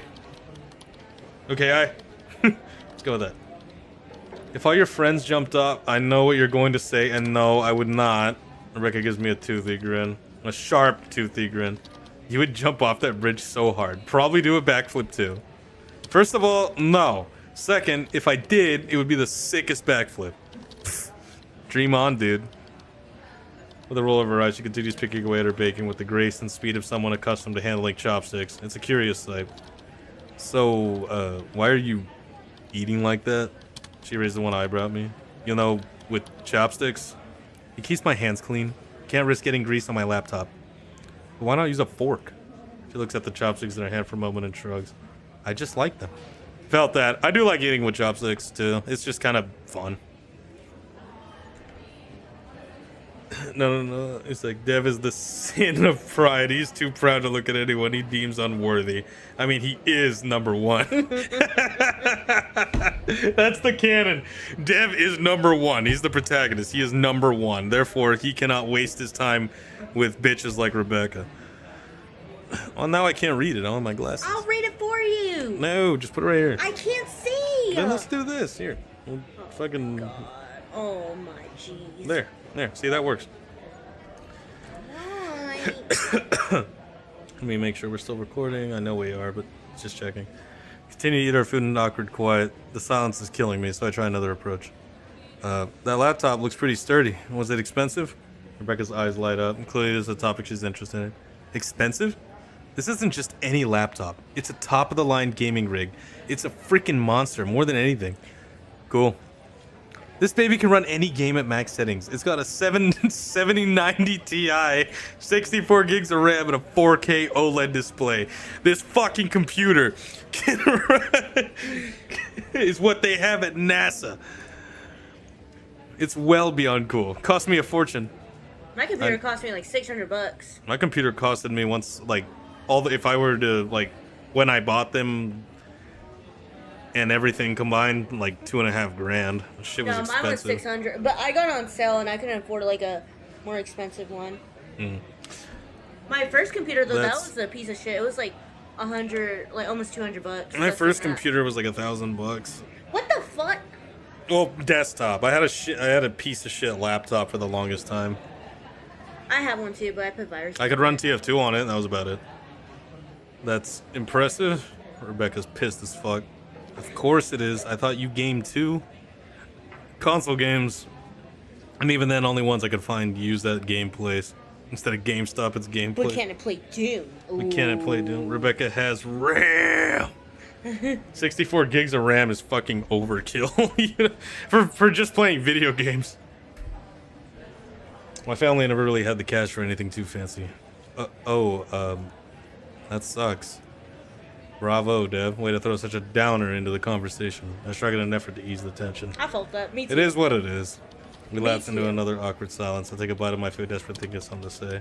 She goes back to typing. Her fingers fly across the keyboard, piquing my interest. You know what? Today I'm letting my curiosity win twice in a row. So, what are you writing there? Rebecca's fingers freeze over her keyboard. She looks up at me, her eyes narrowing again. Why do you care? I shrug, pushing my food around the plate. Just curious, I guess. Then prepare to stay curious. It's nothing important. Come on, it must be something cool. Both times I've seen you here, you were pretty focused on it. She shifts uncomfortably on her seat. It's just stuff. Stupid stuff. Hey, if it matters to you, it's not stupid. Rebecca scoffs. You don't even know what it is. True, but I know it matters to you. That's enough, isn't it? Stares at me for a moment, then shakes her head. It's just writing, stories and stuff. Like I said, nothing special. Sounds pretty neat to me. What kind of stories? Rebecca looks away, her claws tapping nervously on the table. Just fan fiction, mostly. Shakes her head. Never mind, I told you it was stupid. No way, that's awesome. I wish I could write stuff like that. Never had much talent for it, though. She looks back at me, surprised. Really? Are you screwing with me? I shake my head, brushing aside a twinge of envy. Not at all. I mean, you have something that you're passionate about. It's more than I can claim. It's really cool. Honest. Aka tilts her head, studying me with him. You don't have anything you're passionate about? I've got a hard time believing that. Everyone's interested in something. Can't help but shrink in my chair, suddenly feeling exposed. She's writing her 2719 fanfic of MLP. Jesus Christ. Not really. I tried a bunch of different things, but never found anything that actually clicked, you know? She nods slowly, her expression softening a bit. Yeah, I guess.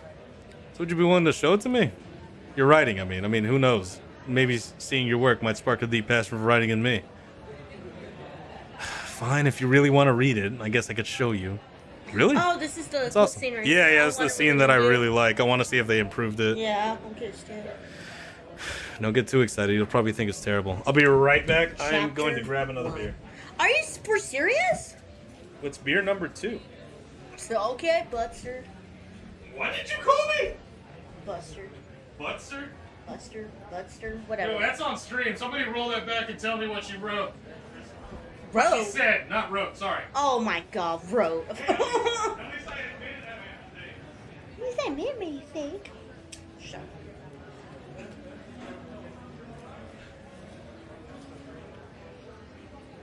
Hurry up, punk! Hold on, Jesus. You got all day, what is you doing? Got all day, what did you do? Time is money. Time is money.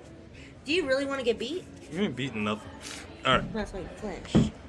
Don't get too excited, you probably think it's terrible. I doubt that, but even if it is, who cares? You're doing something you love. That's what matters, right? Yeah, I guess you're right. Look, consider this a vote of confidence, okay? Close your eyes. What? Just do it, Dev. I do. Let me get a sip of water real quick. Let me get a sip of water real quick. Why are you mocking me now? Why are you mocking me? Water's lethal.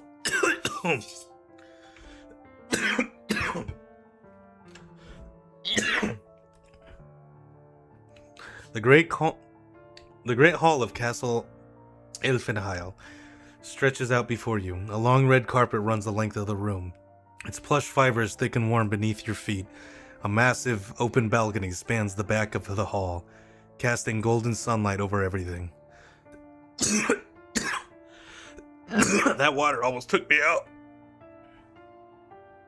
Wake, I bought a 1-liter bottle of vodka for the playthrough on the official DevLog server. Join to get all sorts of cool updates and sneak peeks.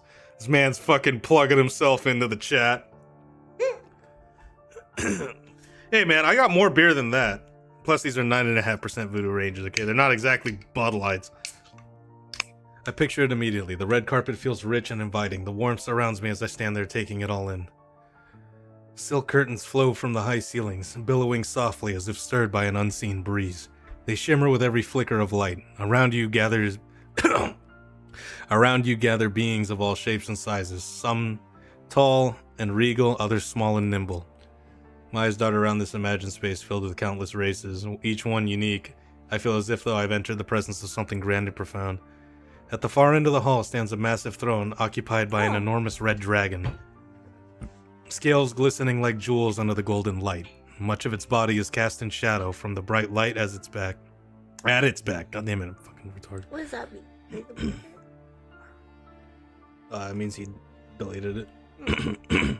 She snoot until I gain. God damn it. A chill runs down my spine at her description. Confronting such a beast amongst his almost defies imagination, but with Rebecca's words as if it's I'm standing right there. I'm pretty sure I think I don't know, it looks the same to me, but it's been a while, so I don't remember.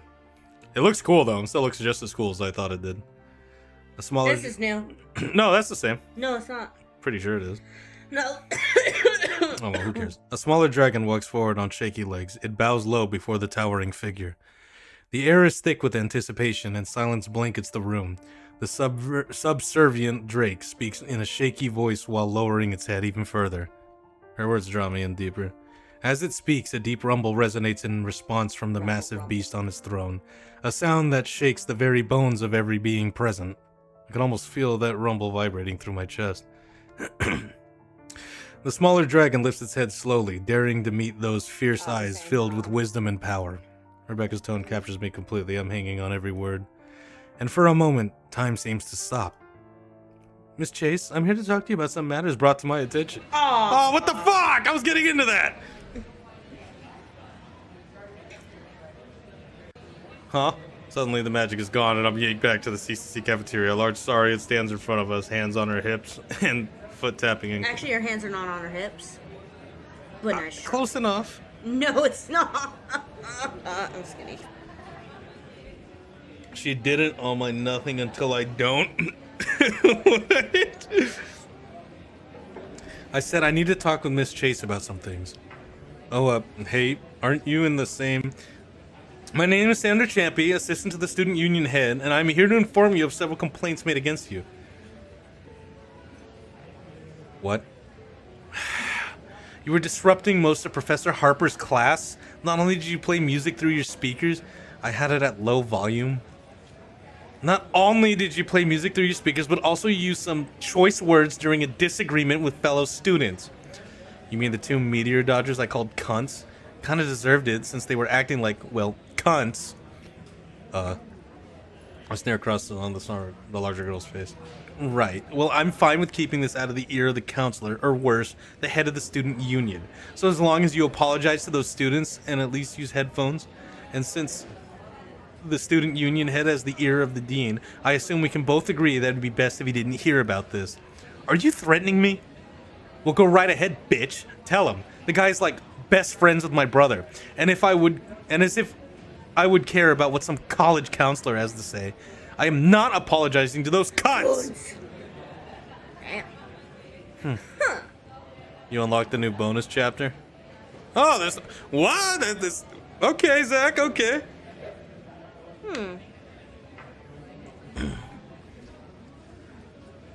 Wasn't that a bit much? I know her type. Goody two-shoes like that thinks that they can make everything perfect by getting on people's cases. Right. And the two girls, the ones you called, The C word. cunts, meteor dodgers? Yeah, them. What did they do? They wouldn't shut up. All class, they just talked and talked and talked. Part of the reason I turned my music on. If I couldn't concentrate, then neither would they. And neither would the rest of the class. Look, Skinny, don't think just because we shared one moment that gives you the right to lecture me. I don't know why she keeps calling me that or what it means, but I find myself getting annoyed with how much she's pushing back on this. Just because this is something you don't want to hear doesn't mean I'm lecturing you. And just because you can give a reason doesn't mean you were right to lash out. Her jaw tightens as she shifts her seat. I don't lash out. Well, since you mentioned it, all I think I've heard from you since we've met are biting comments. I mean, I've been trying to be nice, but you keep snapping at me too, insulting me. Rex's expression quickly shifts into a myriad of emotions: annoyance, frustration, sadness.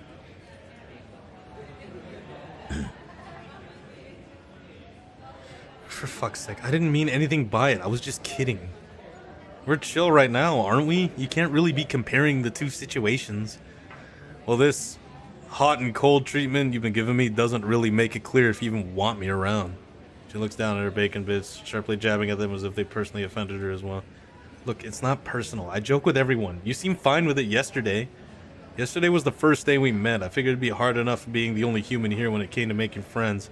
So I tolerated your stupid shit flinging. No need to flip out over the little things, you know. Leo Huffston glances back at her screen, avoiding eye contact. Well, way to flip out regardless, then.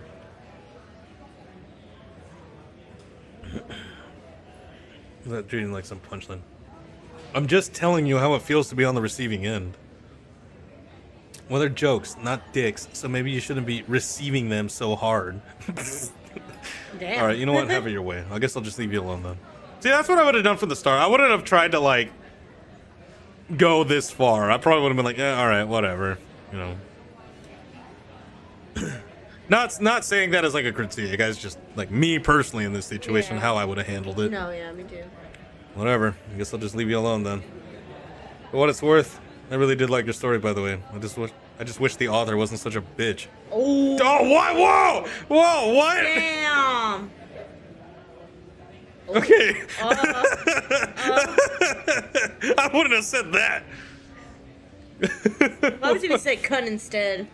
Just the Uno reverse at her. Ooh, shit. What the fuck was that? That was what? I mean, deserved a little bit, but I walked to the exit. I almost think I hear her calling after me, but it's probably just my imagination. That was kind. I mean, okay. Okay, well She's now. mean, but like, oh damn, Lord. Lord. I just don't feel like dealing with her right now. Mama! Hi, penis cat. I would have just said, like, by the way, I did like your story. And then that would have been pretty much it. I would have been like, I just wish the author wasn't such a bitch. Like, damn, capital B and everything. I should have asked Rebecca, but going after the way I left, I can't imagine that would work out very well. Plus, I have another class in less than half an hour, so I can't backtrack now. Looks like I'm gonna have to ask a random student for directions. The thought alone makes me want to retch. Eventually, I stop at an ankylosaurus. Fuck it, who cares? It's a fucking dinosaur. Walking towards me, scrolling through their phone. I blurt out my question as fast as I can. They give me a weird look for bothering them out of nowhere. Hi! Do you know where the counselor's office is? Weird look doesn't disappear. Okay, that's something I'm glad I never had an issue with, was just talking to people. Like, no hate on anyone that does. Like, talking to random people is awkward, but for me, it just, like, I don't know. Everyone's kind of an NPC to me until I get to know them. After an awkward stare, they just turn and point in the right direction. It turns out that I'm closer than I thought I was. I also get a snarky comment on the fact that the school app has a detailed map. Damn it, just remember to check the stupid map. You already got lost once. Alright, let's see what we got here. It's hot as fuck. And he's wearing a fucking sweater. Yeah. Oh, I didn't save my notes. Those are important. No new text.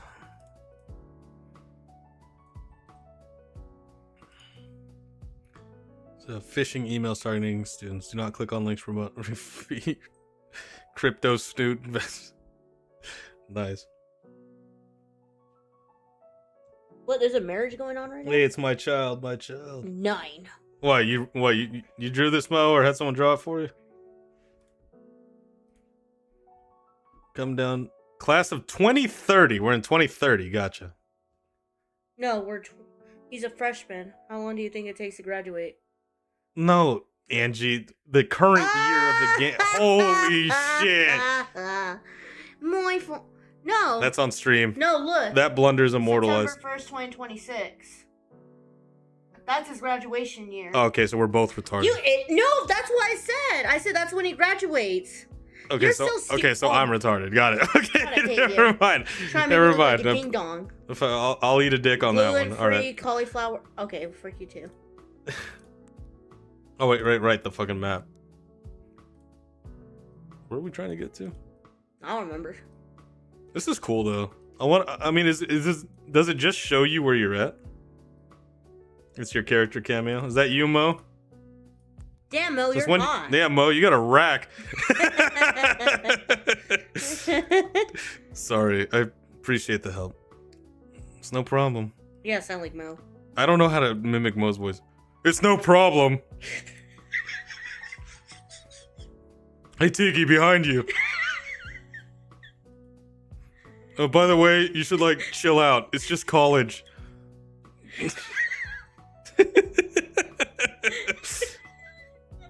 Every time I see that character, I'm gonna try to sound like Mo. Oh. Oh, fuck. Oh, you freaking ding dong. Oh, I fucking dropped something.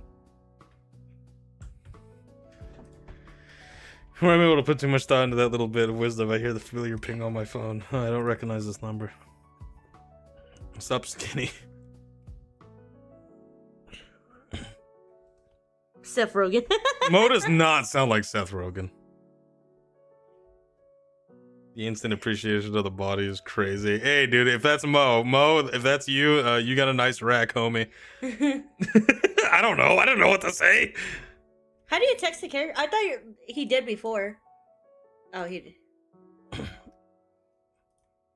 Rebecca. Theo gave me your number. Okay. And the picture you sent?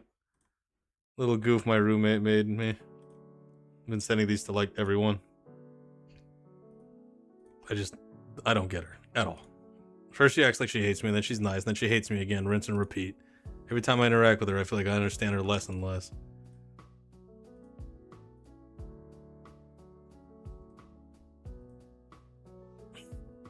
Yeah, that will show I liked your image. Maybe now things will go more smoothly. That, No, the thumbs up comes off as... Never mind. Oh yeah, most...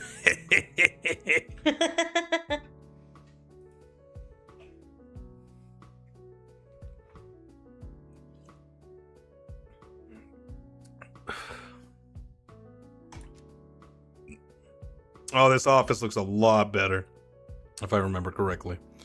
Counselor's office is a cozy room. Comfy cushions, motivational posters, and stacks of papers decorate what would otherwise be a rather cramped space. However, the homely vibe crashed to a halt as the... Lithium. There. She's leaning back dangerously far in her chair, a can of soda pressed against her temple. Her eyes are squeezed shut in obvious agony. She's got a hangover. You Dev? Oh, you know my name. Hi. She sits forward, a groan escaping her as she rests her elbows on the desk, her messy hair bouncing around her face as we both get a good look at each other. Can we romance the counselor? Probably not, Angie. I'm pretty sure I've mentioned before who you can and can't romance. Well, that's gay. Her rather casual, messy clothes, unbrushed hair, and most conspicuously a number of scars patchworking her scales and eye patch tell a different story altogether. Was she like a veteran? Not to mention that as I move closer, a harsh smell hits me, stale alcohol and cheap tobacco. You are the only human around this semester. Wouldn't be doing my job if I didn't know who you were. My ears started burning at the familiar answer. Mind if I smoke? Huh? No. It's your office. I cringe, along with the motivational posters. There's a no smoking sign literally right behind her. Oh, cigars. Lighting the exercising relief, she blows a ring of smoke towards the ceiling, encircling a blatantly disassembled fire alarm. Don't sweat it. Dean knows I took it down. Took me as long as I don't burn the place down and keep the windows cracked. We don't have a problem. Oh, I keep burping.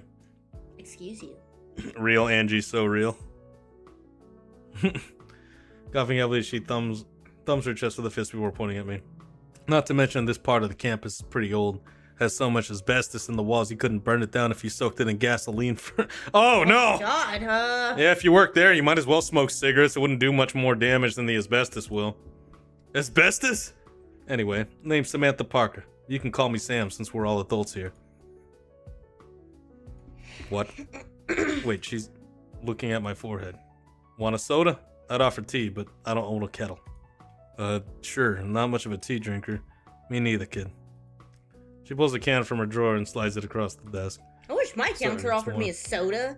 My counselor gave me a beer once. Oh, lucky ass. Well, in college. I mean... I was 19, okay? I'm in college and no one's offered me alcohol. Well, sucks to suck. It's fucked up. The air grows thick, both with smoke and with silence. Is this how college counseling usually goes? Yeah, pretty much. So, did you need to see me about something specific? She taps some ash into the empty mug on her desk. You look like you're waiting for the floor to cave in. It's not a question, it's just a blunt observation. I'm a bit overwhelmed, I guess. It's a lot to take in. Yeah, it usually is. You make any friends yet? Or just hiding in your dorm? I met a few people. This guy Theo and his sister Rebecca, but I don't know if they're actually my friends yet. Why not? They treating you all right? Yeah, his sister's a bit intense. Actually, both of them are. We barely know each other, and Theo's already trying to rope me into helping him on some big project. Well, what kind of project? He wants to make a video game. And? You gonna do it? I don't know. I have no idea how to make a game. It feels like a massive commitment for someone I just met. Sam leans back, the chair creaking dangerously under her weight. Then why not? Maybe it'll help you figure out what you want to do for your future. We are a school that specializes in computer science, after all. My future? What the... Kid, I looked at your file. You came to a tech school with 0 declared major and a completely blank schedule for electives. You're drifting. Hearing it said out loud stings more than I expected. I mean, I didn't want to pick the wrong thing and be stuck somewhere. Be stuck something I hated forever. Fix that. Nobody's ever stuck unless they want to be. Trust me on that. When I left my old job, I was a complete wreck. No direction, zero skills outside of breaking things. I threw myself into 3 different careers before I found out what I was good at talking people off ledges. Huh. I messed up a lot. Still do, clearly. But trying something and failing is way better than standing completely still. If this game thing sounds fun, try it out. If it sucks, you walk away. Simple as that. It's an average sized cigar. Nut. Swallow down my nerves. It's deceptively simple when you put it that way. And maybe it's just nice to hear someone else say it. That's my alarm. Looks like my next class is coming up soon. Class which happens to be on the opposite side of the campus. Sorry, I gotta take off. My next class starts soon. Soon. Hold on a second. One last thing.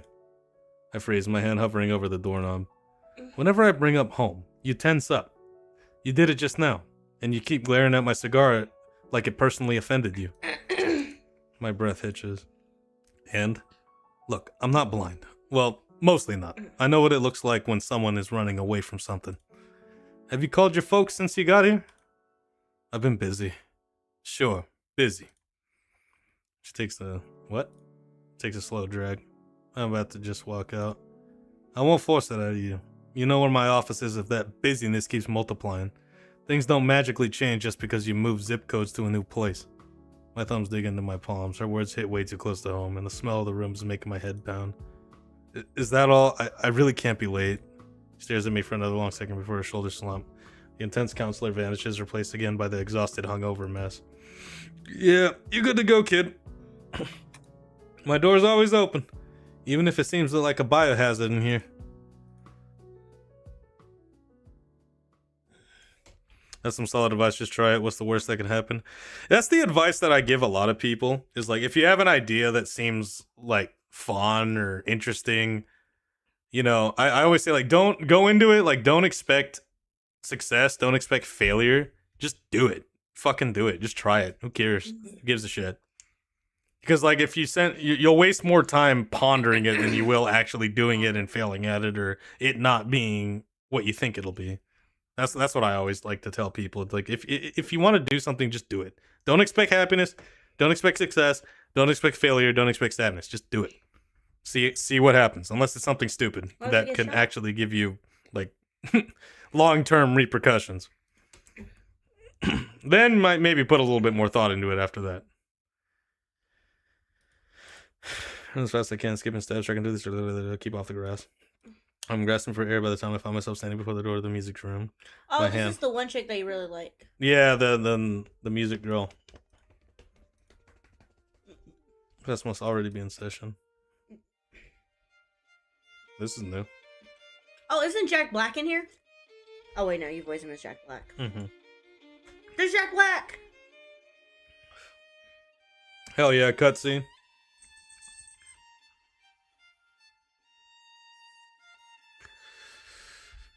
Ready to play the School of Rock character? I'll try. You have to. He's dressed up like him too. Huh?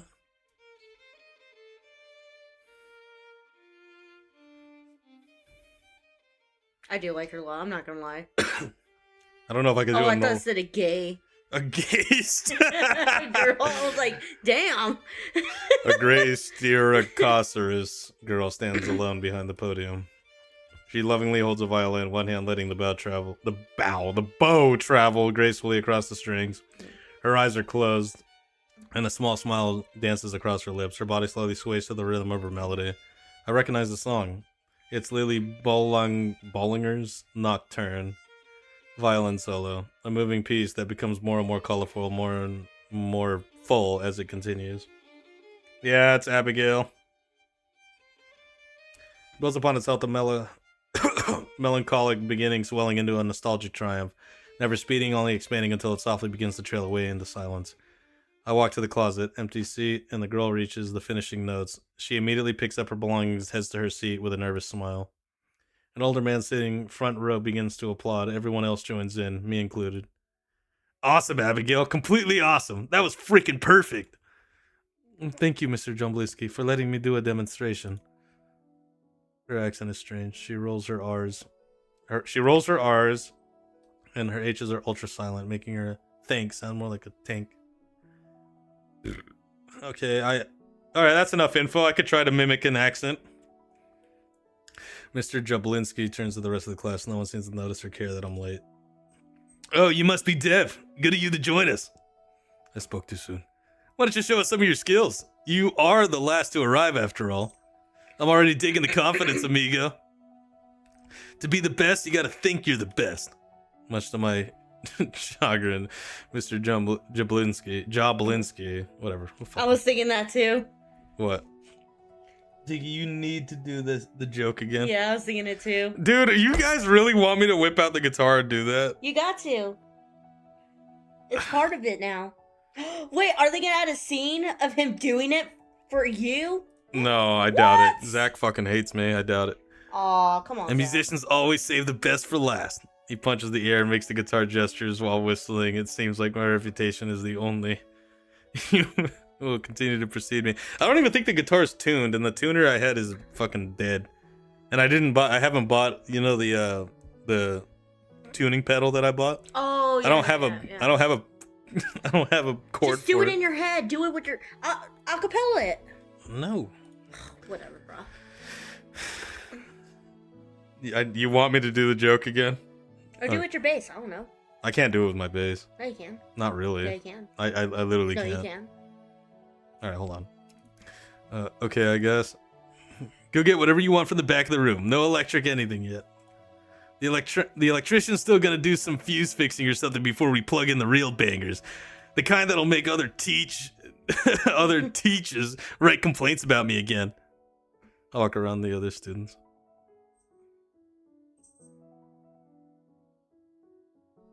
Is the music different? Because I remember it bothering me. This sounds fine. There are also amplifiers, pedals, and soundboards, every cable neatly folded on top of one another. With nowhere to currently plug them in, I take an acoustic guitar. Oh, he has an acoustic guitar this time? Number one. Didn't he have a trumpet last time? I don't remember. I think so, actually, yeah. I pluck at the strings and turn the pegs until I tune it correctly. I'm more than accustomed to what it should sound like, even if my instrument of choice during my music-making afternoons had been its electric variant. Electric or acoustic, though, this is the instrument that got me started on music when I was much younger. Same. Acoustic guitar is what I started on, but I ended up picking up a bass because I kept breaking the strings. Because I have retard strength or something. You're more comfortable with the bass. I just like playing with my fingers. It feels more natural than playing with a pick. But, I mean, I'm still trying to learn how to play with a pick. Sweating small garage concerts and the audience is zero. And vinyls and CDs paid with cash from cutting the neighbor's grass. Oh, that's cool. It's like, it depends on the college, your choice in the beginning. Oh, that's cool as fuck.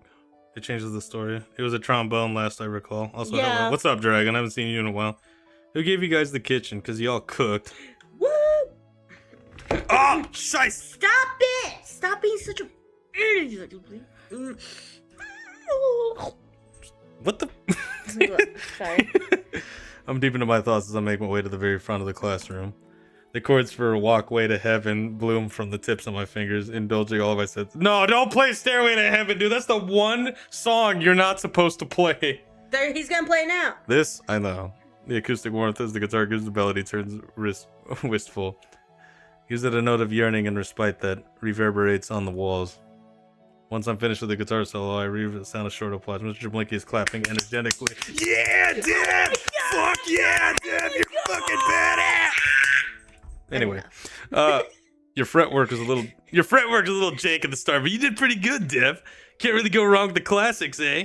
He winks at me as he gives me a thumbs up.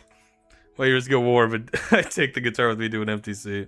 Mr. Jablinski uses the very first class to go over the schedule for the rest of the semester. The class is otherwise uneventful.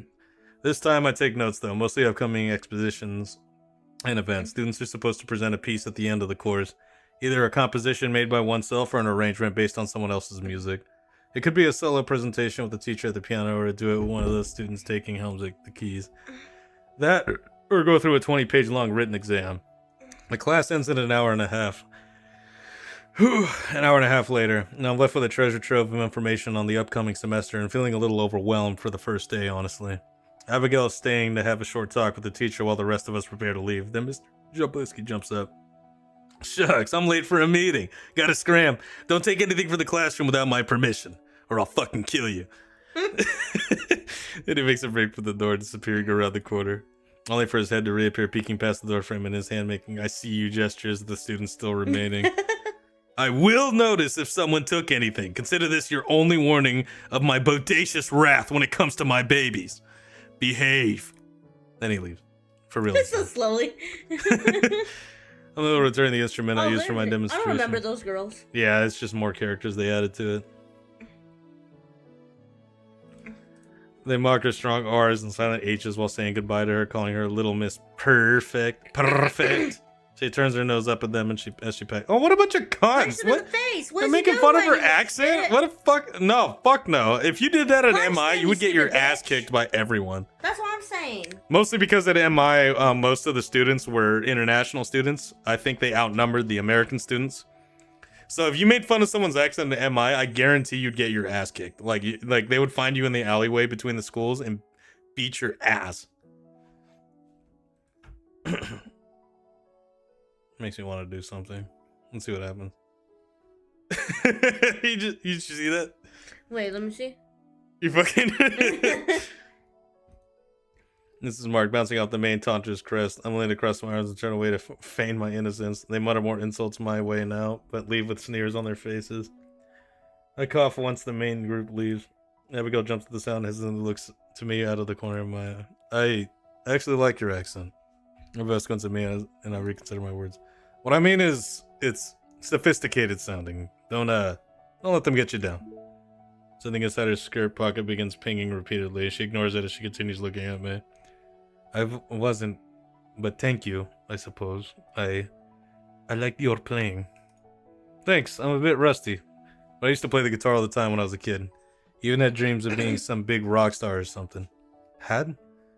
You do not anymore? No. Why not?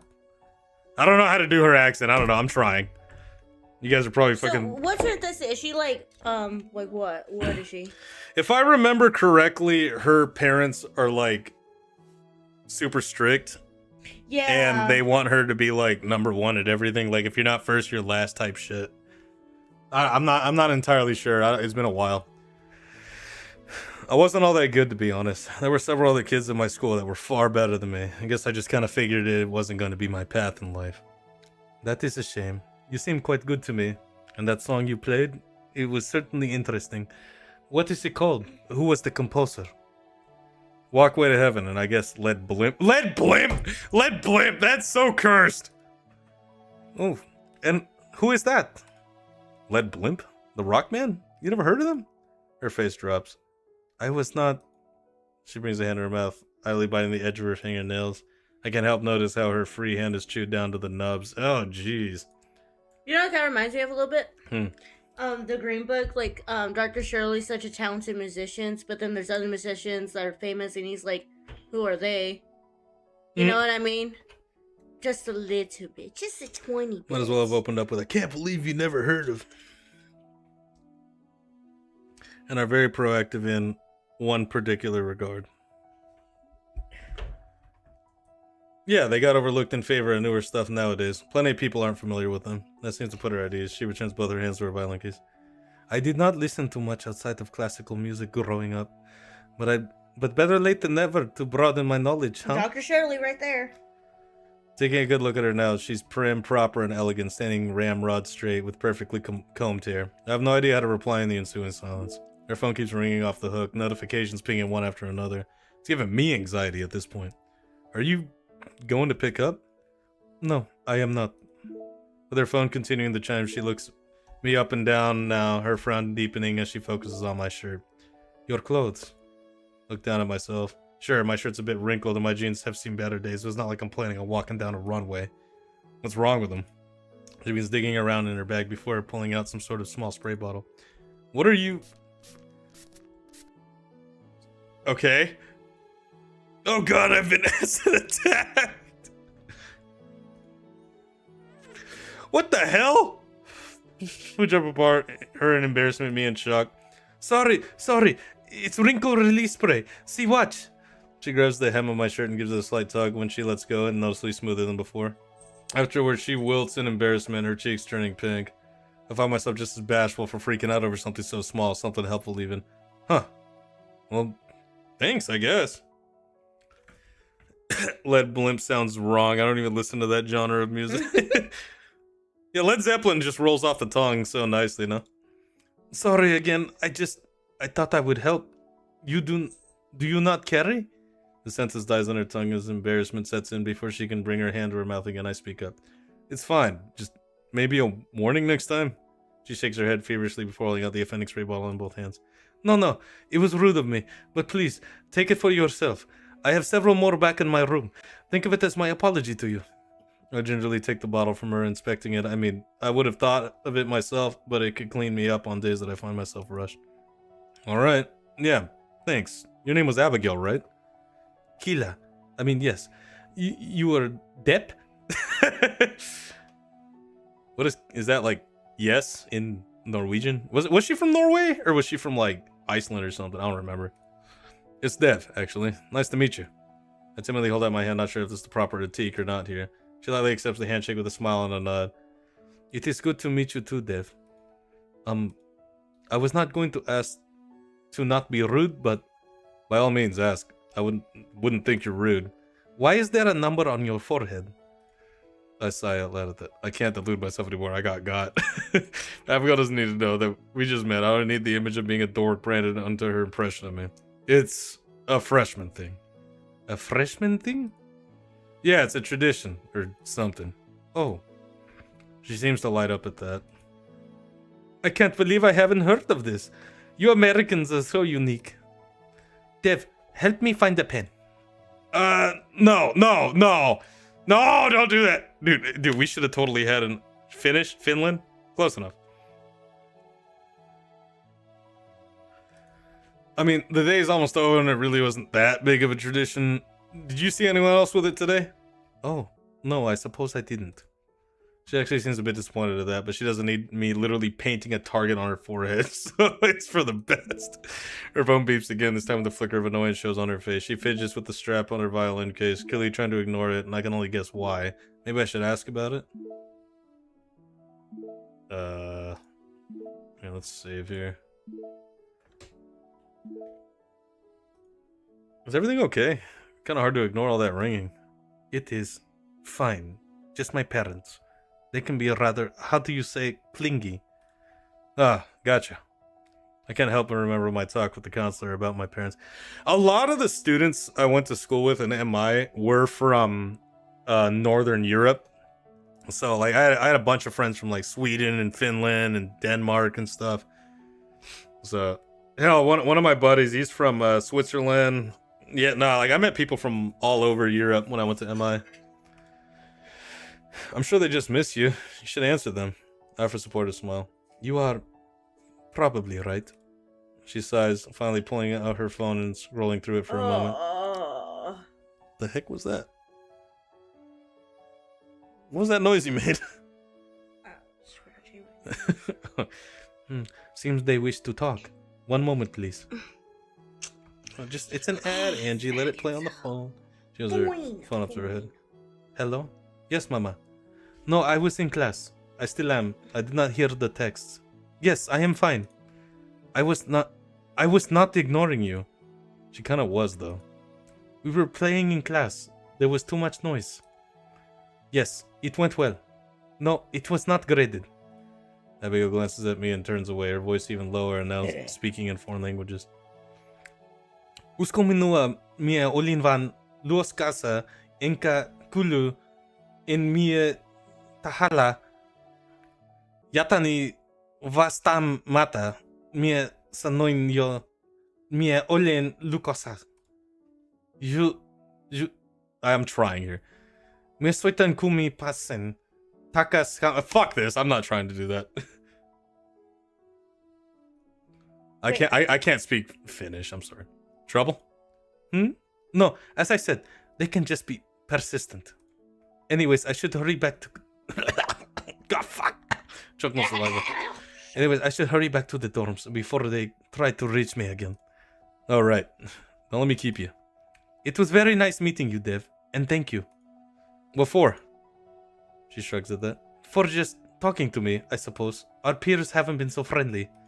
Right, I noticed. But you're welcome. See you in class tomorrow. Even though as we both leave the classroom apart ways, even though it was a... I can't stop burping. It was a short kind of awkward interaction. She seems nice.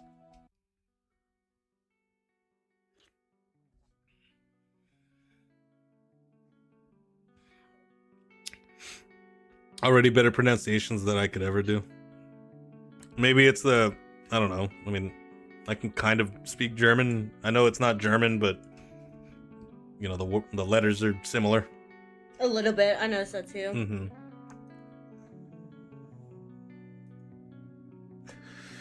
I'll be right back. I gotta piss. You always gotta tingle. I'm sorry. Ow! Fuck, I stepped on something. Fuck. What was it? I don't know, but it hurt. I'll be right back. I'm sorry, guys.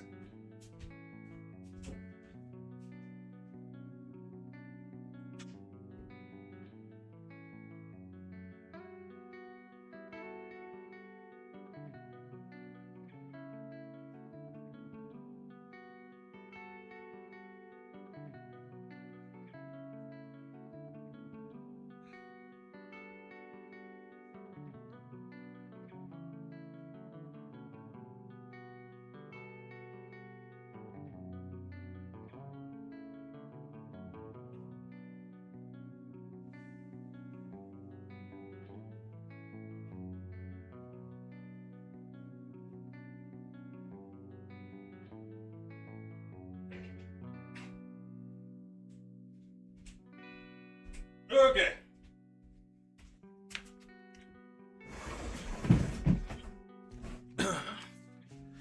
Despite how Counselor Sam's whole vibe rubbed me the wrong way, I think she was right about seizing the opportunity I have in making a game with him. Before any of that, though, I figure I should at least try and call home. First thing I do when I get back to my room is scrub my forehead hard enough to strip chrome from a bumper. After enough time, my skin is left spotless, save for the aching, bright red splotch left on it in its wake. Then I get to thinking about Abigail's change of mood earlier. That coupled with Counselor Sam's advice, I find myself pulling out my phone and dialing my parents' number. Someone picks up the line, beat of silence passing by before they answer. If I remember correctly, Dev's parents were implied to be alcoholics, weren't they? Yeah. Hello, who is this? Hey, Dad, it's me. Another beat of silence. My palms are gonna sweat. Hello? Can you hear me? Oh yeah. Who was this again? It's me, Dad. It's Dev. Oh! Hey, champ, how you doing? Me and your mom haven't heard from you since yesterday. I didn't call you yesterday. What? Yeah, you did. We talked about... We definitely talked about... His words are slurry of syllables crashing against another one. Is he really... Dad, we didn't talk yesterday. Yeah, well, it took you long enough to call. You know, I heard about how those cold-blooded girls go crazy for us warbloods, but you were too busy drowning in Dad! He is. Dad, are you drunk? What? I am not drunk. You sound like you are. No. Dad, what's up? Are you drunk again? Look, Dev, work was pretty rough today. I just had one drink to relax and unwind. Was that one drink before or after work this time? God damn it, Dad, you promised. Huh? Hold on 1 minute, Dev. I think your mom wants to talk to you. The sound of muffled static plays on the other end of the line is shuffled about.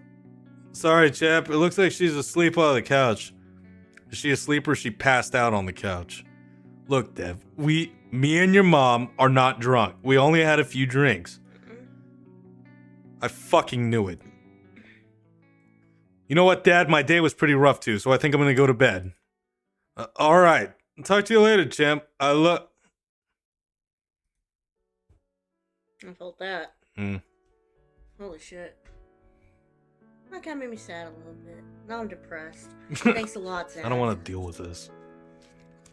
Okay, now end the stream. Zach ruined the whole mood for me. What did Zach do? He put this part in the game. think I finally have an answer for Counselor Sam's question. I'm not homesick. At all. I feel envious of Emily, Rebecca, and Abigail. Wish I could wriggle my fingers on a pencil, a keyboard, or frickin' maracas to be able to create anything.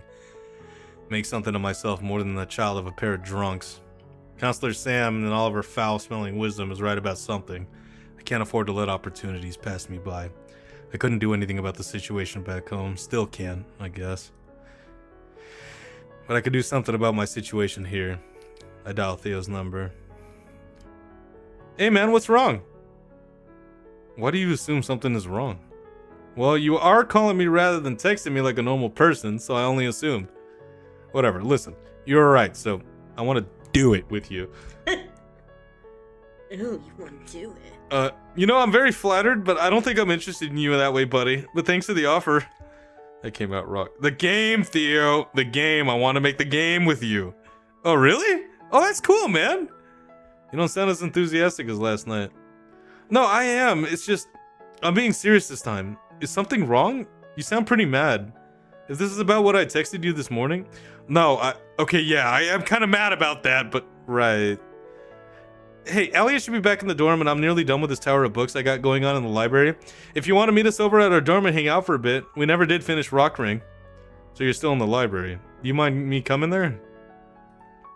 Absolutely not. Come on down, man.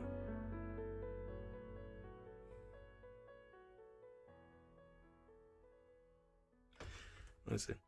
All right, Dev. I mean, Pride Month was a bit ago, but go off, I guess. I think I made that. I think I made a joke about that in the video, did I? I don't remember. Let's check the phone. Cool.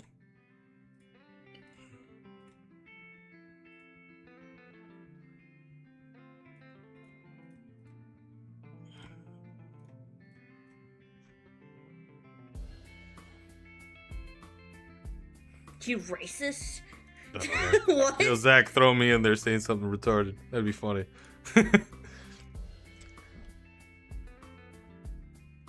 As I approach him, I see that more than half the books on his table aren't even about any sort of history. He hears me get closer. His eyes twinkle when he sees me. He points at my forehead, grinning ear to ear. You got rid of it! He shushed out, laughed at his expression of despair. They're gonna kick you out for screaming. It's the least you deserve for making me go through with this. He crosses his arms. Worth it. Sis texted me about the number one. I asked her to snap a picture of you for me, but she told me not to be a creep. At least one of you has a good head on their shoulders. Yeah, me. He flaps his wigs happily. Yeah, you're all smiles now, but just wait till I figure out a good payback. If only I had a permanent marker, so I had to scrub half my face off just to get rid of it. What makes him cough, a laughing fit into a closed fist. Sure, dude. Of course.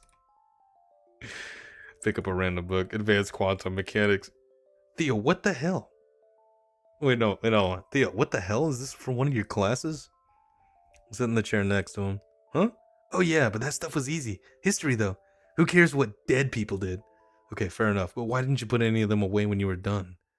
That's what the librarian and her assistants are here for. I frown at him. Look, I'm gonna help you as much as I can. That's a given. But we're putting these back in the rightful place because my grandmama didn't raise me that way. My parents did, but I don't want to be that way. Mentioning her out loud makes me realize how much I miss Grandma, especially in the wake of my phone call home. I grab another book, this time about actual history, and ask Theo what he covered in class.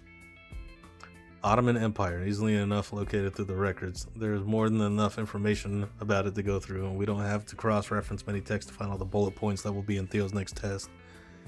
I too have one of the general histories as one of my courses, so this will help me quite a lot.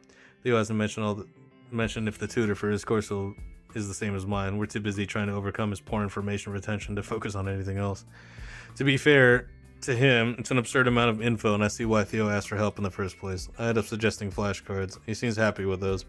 My sis once tried to help me that way, but she isn't half as patient with me like you are. You don't say. Yeah, you don't fucking say. He grins at me. Seriously, thanks, dude. Remembering how fondly Rebecca spoke of Theo and how fondly he's speaking of her now, I feel another pang of envy. Although I'm reminded of something she said, or called me. Hey Theo, what does skinny mean? He quickly sounds me looking back and forth over there. You can't say stuff like that out loud in here, not unless you want the librarian to bring campus security on us. And trust me, she will. Do you really not know what that word means? I came from a mostly human town and never heard anyone use that before. Who called you it then? Your sister. Damn it, Rebecca. I'm assuming it isn't some sorry nickname for humans like I thought. No, it is, just not a very nice one exactly. So she was insulting me then? She has a unique way of talking to people. I doubt she truly meant anything by it, but look, I'll talk to her about it, okay? It's not that big a deal, it's fine. I don't want you two arguing on my behalf. She shouldn't be talking to you like that. Trust me, it's fine. Let's just forget about that for now, okay? Sure. He's right, I shouldn't dwell on it. I mean, it was a single argument, and despite it, I can't help but feel happy for how the day went. Emily showing me her drawing, Rebecca reading to and confiding in me, Abigail playing a beautiful melody. Each of them are great to talk to in different ways. Each of them is so talented in their respective craft, art, writing, and music. Makes you think of how they could all come together in a... Dude! I jump at his words. Yeah? We haven't known each other for long, but if you ever need to vent, I'm here, okay? Well, maybe not here, but because it's a library, and if things get loud, we'll be kicked out. We're totally gonna do it. Theo blanches. Again, Dev, I don't like you in that way. Sorry. I'm gonna kick your ass. Hey! I'm gonna kick his ass. Shit! I'm gonna kick his ass. Not that, Theo, the video game. Now I'm the one who's being sent to some venomous shushes. Dude, I know, I'm just messing with you. Gotta ask though, what made you so certain? You didn't seem that into the idea yesterday. I guess you could say I had some revelations. I don't exactly have much going on, no hobbies, not really sure what I want to do next. But what I do know is that I like games and I can't just pass up on opportunities, so I guess that's why I want to give game design a try. Theo blinks twice, an ear-to-ear grin appears on his face an instant upon hearing that.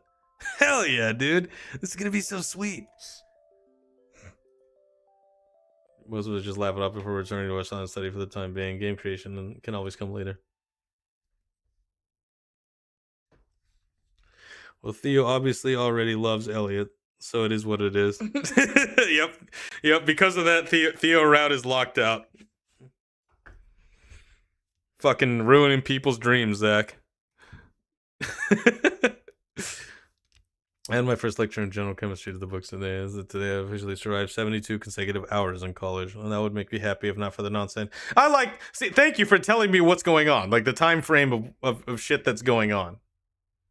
Okay? That gets on my nerves when games kind of like forget how much time has passed. Kind of give you a scope, I guess.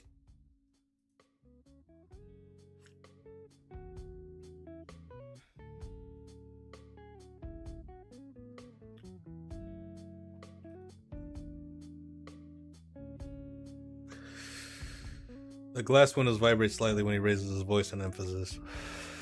It's like wearing super bassy headphones that shake even at the low volume.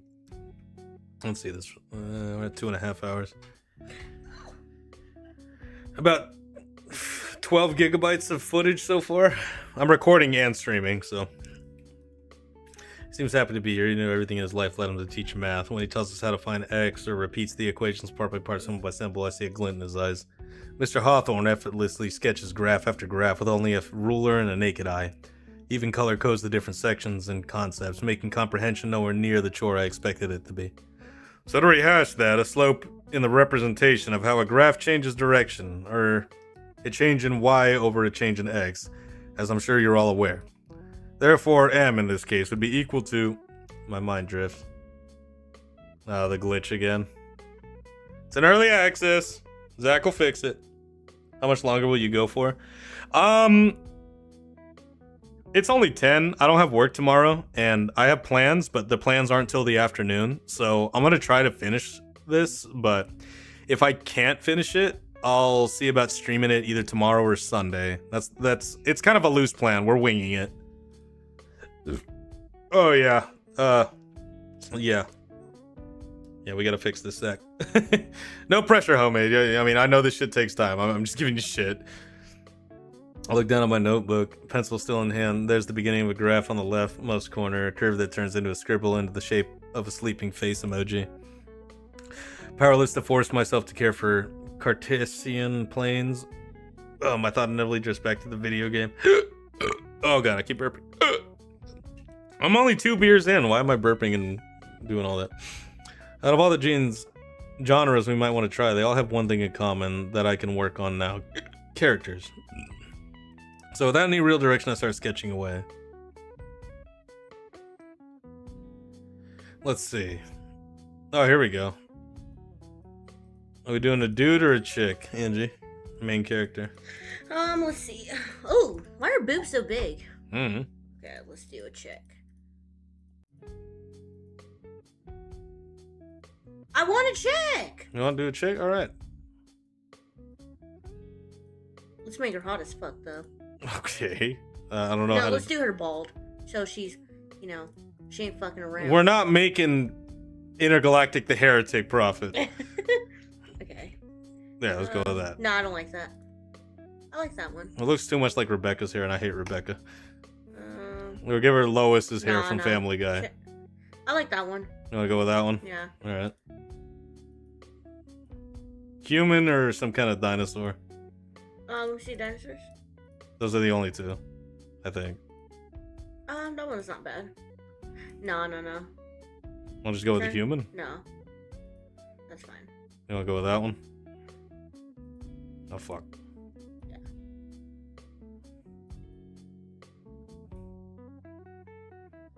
I like the outfit already. It's the average clothes? Alright. Wings or no wings? Wings is fine. You want to add wings? Alright. Tail? Guess you kind of have to add one, right? Oh, let's make her a human head again. No tail, then? No, do the wings. I like the wings. Keep the wings, no tail? Yeah. So what, like a fallen angel? Yeah, I like that. Oh, there's the S! Yeah, the famous S. I kind of wish there were more options, but I mean, it's That's just fine, it's just a honestly. sketch. You want to go with that? Like Yeah. a fallen angel kind of vibe? Yeah, I like that. What about the hair? Oh shit, I made it a dude. Go back. That one's, yeah, I like that. That's what I said earlier, and you said you hated it. I actually hate it again. Turn around. You're only saying that because I said something. You want to just go with that? Yeah, it's fine. Okay.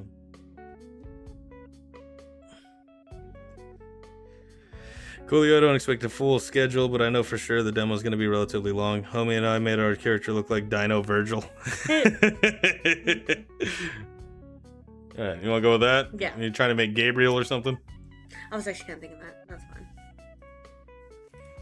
It looks at home on a restaurant's children's placemat. The broad strokes are there, but there's not anywhere close to passable. Even erasing and redoing bits and pieces results in the same outcome. Maybe even worse than my first draft, so eventually I'll leave well enough alone and set my pencil down. It's a female angel. Oh, you guys thought of everything. Huh? I bet you there's like 20 different like outcomes for this piece of dialogue. Oh, okay. I don't know. I'm just kind of throwing shit out there. Not 100% sure of the gameplay and lore implications, but they do look pretty majestic if I do say so myself. The clothes aren't exactly helping my case either. They're just some standard modern looking clothes. We'll figure something out. Now that I think about it, one thing that all genres share is having a setting. Even if it's some sort of collab fighting game from characters of all possible and impossible eras, each character would make sense inside their own context. And I happen to have no context at all. I feel like a dumbass now. The entire design could be thrown out the window depending on the setting we go with. We could always design a setting around a character too, I suppose. But again, it's supposed to be cool and according to commutative property. Whoops. I guess some of Mr. Hawthorne's words can pierce disassociative boredom after all. Anyway, the order of the elements doesn't affect the results you get in some cases. Who even is that I'm drawing? Could they be the protagonist, the antagonist, some sad sidekick for the big bad that gets a redemption arc? In the margins, I write down anything that comes to mind and rationalize their place in the narrative. While some of these might make me cringe once I reread them later, Theo can laugh at me later. At least I'm coming up with something. You're so fat and chunky. Are you fat shaming our cat? No, it's okay. He likes it. Look, he's purring. Uh-huh. The combinations must be difficult as hell to make, but I'm glad you guys are trying to make it so. And just trying to squeeze my arm. Oh, sorry. Huh. Oh, she's looking. Oh, she's staring at our drawing. Mm-hmm. I remember this. Look towards the window to my right instead of the bright morning sun. There's a silhouette of... Badass face. Ah! Oh. Feel my heart leaping to my throat and cheeks go supernova at the outburst. Dev, Emily, what's with all the ruckus? Care to share with the rest of us? Fuck you, Mr. Teacher. What? What? He's trying to teach. He's doing his job. You can't say fuck Well, you to he him. can mind his own damn business. How about them apples? Oh my god. When I was in college, most teachers didn't give a shit as long as you weren't disrupting the class, but he just screamed. So? Well. Oh, well. Saw a bug. I don't like bugs very much. I think of it as always sighs and shakes his head before moving on. Some other students, the ones not glaring at me with annoyance, laugh. Why won't the earth just swallow me whole? What a shame. Insects can be such interesting creatures. In fact, did all of you know that a bee can make a perfect hexagon without tangent? I drift off from the lesson once again. I'm so curious how she's gonna draw her. Emily. Does she draw her? Well, Emily's definitely gonna be the artist. Oh yeah, obviously, but like Duh. maybe she'll draw. Maybe did you shitheads add a bunch of different like drawings for Emily based on the character we made? That'd be cool. Oh wait, did you see that? She's. Oh.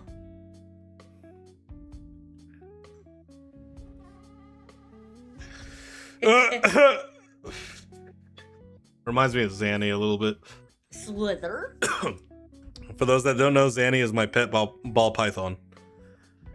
Slither. I guess she's really adamant about her art. Maybe she just wants to give me some feedback on doodles, but there's another gust of wind on the back of my head. Looking out from the corner of my eye, I see the classroom windows are closed and the air vents are nowhere near me. I got a feeling I know where that wind is coming from, actually. My money's on the purple wallflower poised right above me for some reason. I take a deep breath and turn my head around, coming face to muzzle with this curtain of hair that obscures most of her features. I turn and shrug inquisitively, I think I said that right, at her, trying not to draw Mr. Hawthorne's ire again. Damn, Nuts is really in love with Emily. Is that Nuts? Yeah, that's nuts. He's in love with her. Holy shit. A lot of people like Emily a lot. I'm so in love with her. Oh my god. I love her so much. That's what he basically said. Angie, why are you roasting poor Nutley? I mean, I get it, but like, damn. If she needs something, maybe she wants to see my drawing. I can't exactly blame her for being more interested in that than the class itself. Oh well. I need to stay focused on my own stuff. It's not the lessons than this concept character. I can bring something of value to the Theo by lunchtime. Okay, there's a hero and a heroine. If we make an adventure game, those could both be protagonists with different plots. If we go to the fighting game route, those could be our Ryu and Ken, the basic characters and center of the sad excuse for a plot that would give the entire roster of fighters a reason to, well, fight. I must maintain the long neck agenda, alright? For my fave dino. Hey man, you do you. The horror route could be similar to the adventure game route. In that case, maybe the guy has more inventory spaces, but the girl can stack more of the same item. I write racing game on the bottom page and realize that the closest thing I could draw to a car is a rectangle with 2 circles directly underneath. I'm not that much of a car person, but party racing games are fun. Hey man, I work on cars and I can't draw a car, so don't feel bad. There's also rhythm games, but I've obviously grown attached to those 2 characters. I don't think a rhythm game of any kind would do them justice, which is saying a lot with how little justice I'm giving them as their creator. They're undoubtedly mine. I've only had them for a half an hour, but if anything happened to them, I would destroy the world and then myself. But in all seriousness... Look at her! You're missing it. I'll destroy the world and then myself. But in all seriousness, what's another genre that has characters front and center? You guys should have her hair move. It'd be funny. Visual novel, mystery fantasy visual novel about a monster hunter, investigator and his friend turned rival. The Dark Witch is not trying to get to the bottom of things before him. That's trying to get to the bottom of things before him. Yes, it's all coming together. Another gust of wind. I turn my head quickly to find Emily receding head and the blush on her cheeks. I suck my teeth audibly. She clearly just wants a peek now, but I find myself shamefully guarding my fledgling characters. She did share her art with me without reservation, though. Swallowing down the anxiety, I angle the page towards her, allowing Emily to get a look at my notebook. Her long neck sneaks past 2 other students, thankfully too focused on the class or actively ignoring her, and settles back above my shoulders. Because their eyes are covered in her fringe, I can't see them, and what shows of her face reveals nothing of her impression of my so-called art. Does she like them? Think they suck? My leg begins to anxiously bounce as I await my reaction at all.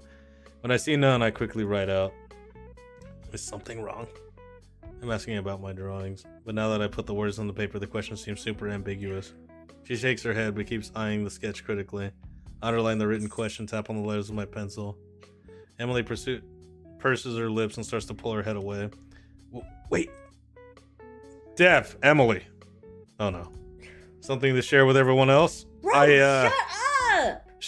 No, Mr. Hawthorne, sorry. Good. And Miss Bennett? She trembles, her neck suddenly coiled in her desk and head buried under the spiral she created.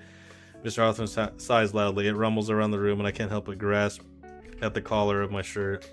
Please stop distracting my students again. Or is there an issue you'd like to discuss after class? Wow. Okay, he's a teacher. He's doing his fucking job. A professor. He has no right talking to her like that. What the fuck? Dude, do you know how my teachers at MI talk to me? Okay, do I care? Wow. I'll go fuck myself then. How about that? I'm sorry. Maybe I got a little too heated. I'm an Emily fan, but Abigail takes a very close second. Just tuning in. Glad I was able to catch the stream. Oh yeah, dude. The stream will be up. I'm gonna make a video, like just the highlights of the stream.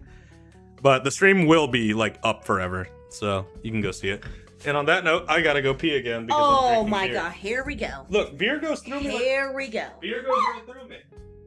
Mona penis, Mona cat. Yeah, Andrew likes to call our cat penis for some reason. Cause he's a boy. That's weird. Mona penis, come here and do me. Come here, come here. You're so cute. Who is it, big? Kit cat, my kitty cat. Oh, who's the big boy? Who's the big boy? Andy, you know you're live, right? Oh shit. Yeah, that was cool. He's definitely gonna go for Abigail. I agree, but we'll see. Oh, kitty cat.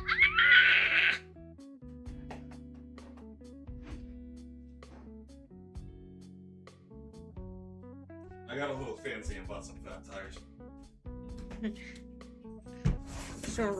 Some room, not Becca's, that's for sure. Unless I make you. Not Becca, that's for sure. Unless Angie makes me. No. Yeah, I will. Yeah, I will. You know what? We're going for Becca today. No, we're not. No, we're not. We're gonna love her. Yep. No. I said it. Yep. No, we're doing it. No, because of that. Nope. There you go. We're doing Becca now. Nope. I don't think I like Mr. Hawthorne that much. He might have seemed friendly, but this is not the way to deal with people. He's acting like we're still in high school. Exactly. That's what I'm saying. Deb? Shut up. Huh? What about you? What about me? Is there something you'd like to talk about after class? No, I am not liking him much at all. He's got attitude. I'll give him that. Blood rushes to my ears out of shame and anger in equal measures. No, sir. Remember, Mr. Loper. The other students here are sacrificing a lot just to be here. Maybe think about that before you disrupt my class. Oh! He's a lot nicer than a lot of my professors, I'll tell you that much. I'm trying to calm down. I wish I could play DevLog. I personally go for Becca first just because personal preference, but I like all 311. Dude, what I'm playing right now is on Steam and it's free. You can go and download it and play right now if you want to. Now, every update from here on out, like I bought the game, but it's like where the actual game is and the demo is right now, they're at the same place. Like they're the same thing. But as updates come out, like the paid version will get the updates. But right now the demo is the same as the game, like the paid game. Could someone make a mod where you date all of them? Oh my god. You don't have Steam? Oh, that sucks ass. Well, I mean, this thing could run on anything. I don't know if you got a laptop or something, but if not... You can definitely play it on a laptop, yeah. Yeah, you can run this on literally anything. But if you don't have access to it, then yeah, I got nothing for you. I'm sorry. All the updates are going to Steam from now on.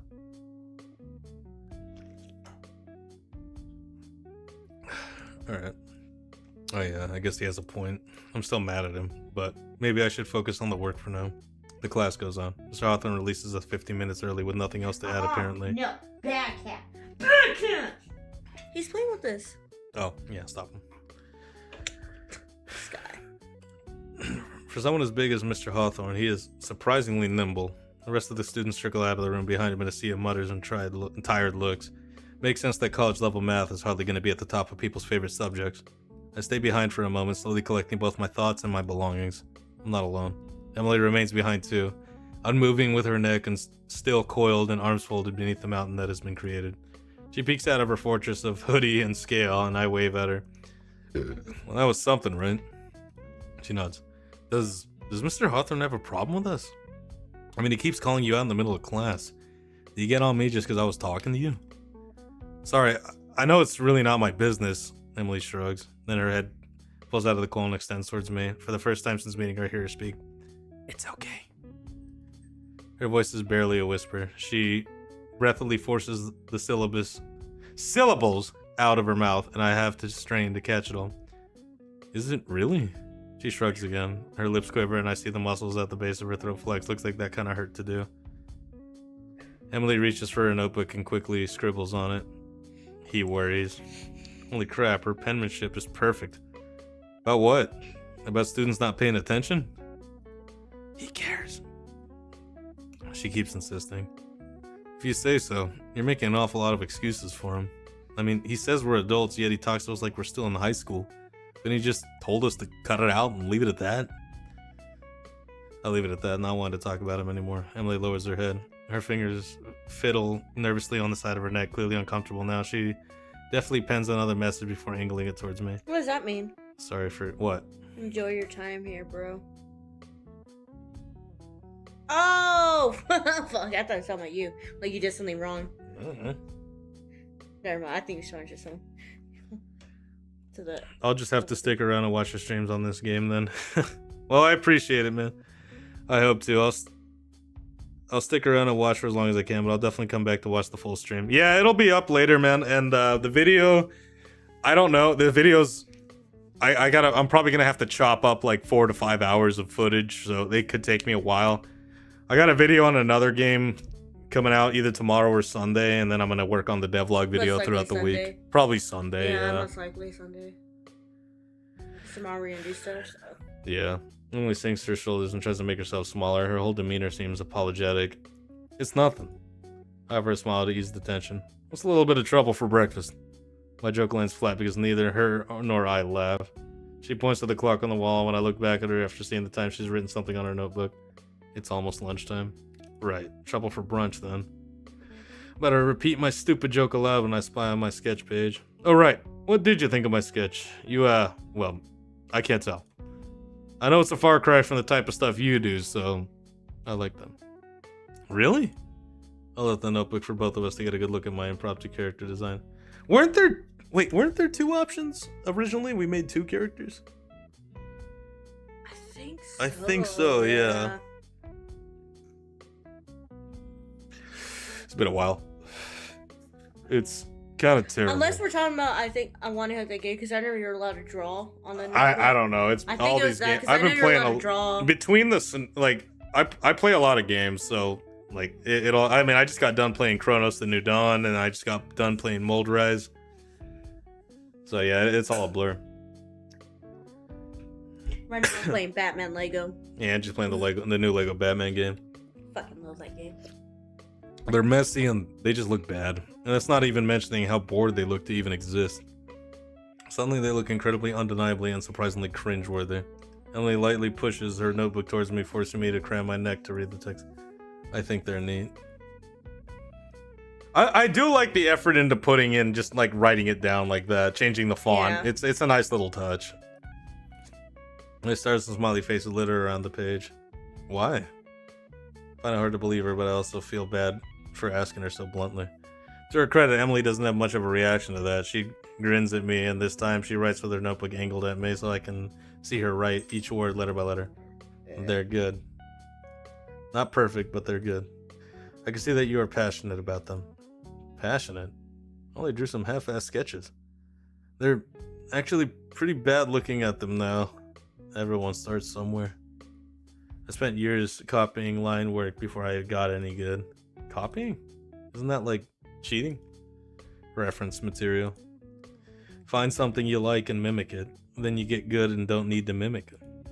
Makes sense. I might have to put that into practice. What sort of work did you start practicing with? Emily recoils, retracting her head at the question. She pulls a fresh note, pens something, and then scribbles it out. By the time she's finished, to the top half of the nose, a massive ink smudge underlined by art books. What sort of art books? In microscopic text, she adds graphics. Like how to draw books? Shakes her head at the question. Then what kind? Jefferson only a blank stare and sets station bills on her lower lip. She pulls up her phone, and before typing anything, she crams it back into the hoodie. Instead, she holds up a finger before pointing at an old sketchbook and flipping pages open. Thanks. What's this? Smiles sheepishly and jots down. For you. I thumb through the pages quickly and get a cursory look at the gift handed to me. What I find shocks me. Pages upon pages of colorful pastels and elaborate compositions. I feel my expression turn into one of shock. I thought it was just one, but yeah, it's been a hot minute. I've done this section. I'd be interested to see a vid on Mega Love Mania. I haven't seen much of it and can't try it myself. Just a recommendation if you're interested. They have a demo out for that? I didn't know that. For what? Mega Love Mania. I've heard of that one. I didn't know they had a demo out. Oh, I don't know if they do. If they do, then I'll definitely play it. When you need this? They're super old, and I've got 5 more of them. Emily smiles. She turns the note my way, and I can't help but smile back at her. Whoa, really? I mean, thanks. Each page is more incredible than the last. Some have double page spreads of the landscape scenes. Some are massive sketch pages that tell an intricate story, undoubtedly taking countless hours to complete. Emily, these are beyond amazing. She crams another note towards me, face hidden within a building a neck well. You can use them as references if you want. You should really consider going pro with some of these. And you call them sketches? She blushes and rubs her elbow nervously. Well, showing me this certainly doesn't give confidence in my own ability. Especially if this was her older, rougher work, it does remind me. How had I not thought of it before? Hey! Both Emily and myself jump at my outburst. The request more a reflex on my part, surprising me as much as hers. You're good at drawing. My friend and I are trying to make a video game. The more I speak, the more I want to shut up because the passion that just invaded me left just as quickly. Even Emily's face is knitted with apprehension, but I can't stop now. And we're gonna need help with a lot, honestly. Would you... Out with it, Dev. Would you like to help us? She's taken aback, biting her lips in contemplation. I mean, like, actually make art for the game. That... Would you? In the moment of silence, neither of us moves. Her head lolls from side to side as she considers the idea, her weight shifting from one foot to the other. I brace for an outright no with how that seems to be winding up based on her consternation. Finally, she exhales before smiling timidly. Her head draws closer and I hear it loud and clear, even if her voice is still a mere whisper. Yeah, sure.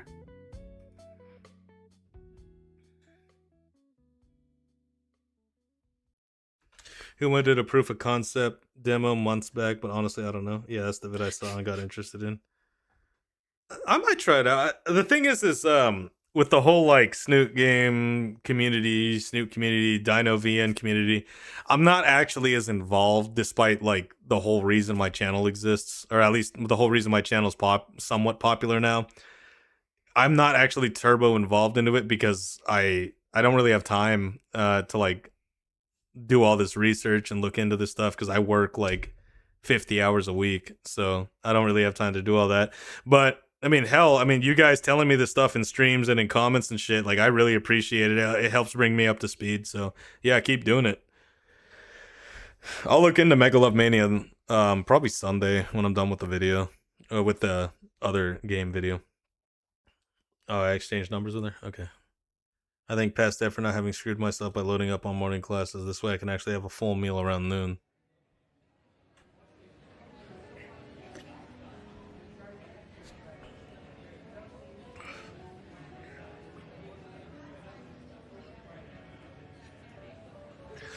Oh, he scolded her.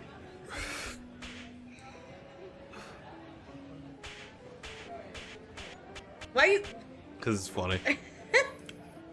Almost far from my hands, I sprint over to where Theo and Rebecca are quite literally slapping each other silly. Rebecca has a steely gaze, her teeth barred into a combative smirk, and her claws drawn. Her hair is mussed or mused, and her tail is drawing slow circles in the air like a predator ready to pounce. Theo, red-cheeked after eating that slap, was no different. He's got a confident grin. He gestures for his sister to attack. Come on, Bex, is that the best you got?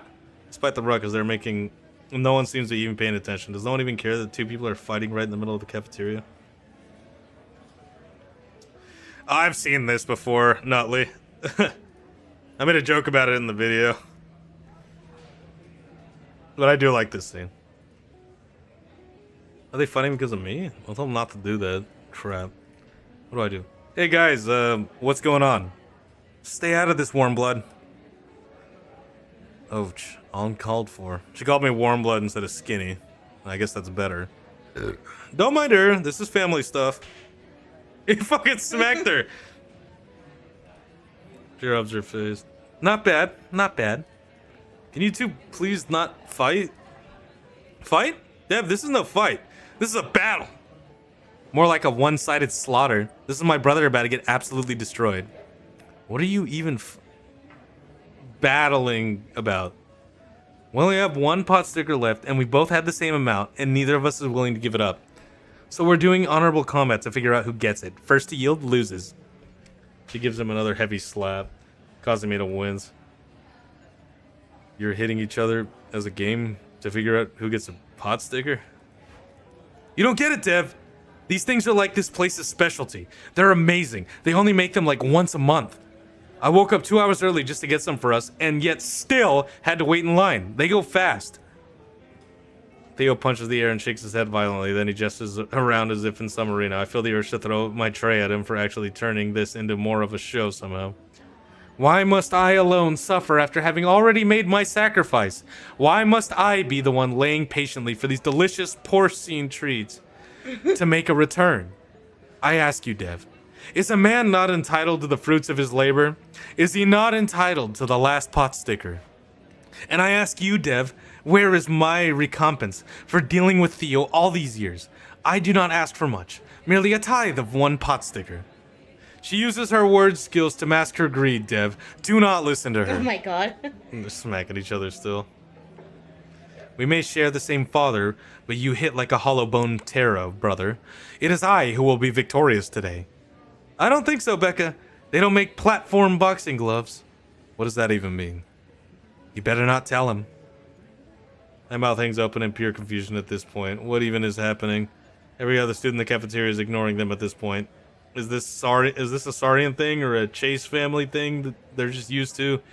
I don't know which would be weirder. Rebecca dramatically raises her. Oh, this is where she fucking shatters Dev's jaw. You've given me no choice, dear brother. Just this once, I must go all out. The fucking music. Oh god. He suddenly stands up straight, takes a few steps back, and puts up both hands defensively.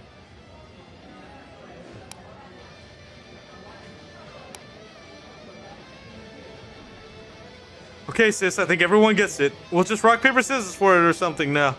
When we get to the ultimate move territory, you know it's time to... Hypersonic Full Force Raptor Cluster! I don't know what I was doing. In her eye. Oh, shit. Broken jaw. Oh, he ducked it. Oh, fuck. My consciousness is set adrift. Though I'm just lucid enough to know I'm not out cold. Oh man, Dev, you okay, buddy?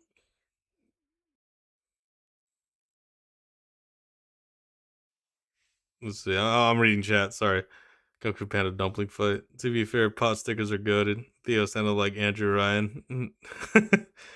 Dev about to see the Dark Souls game over screen. Yeah, I remember this scene. What? Just I'm cut short by the stinging sensation in my cheek. I bring a finger up to it tenderly and feel that radiating heat like a fresh sunburn. Damn, that's smart. Just happened.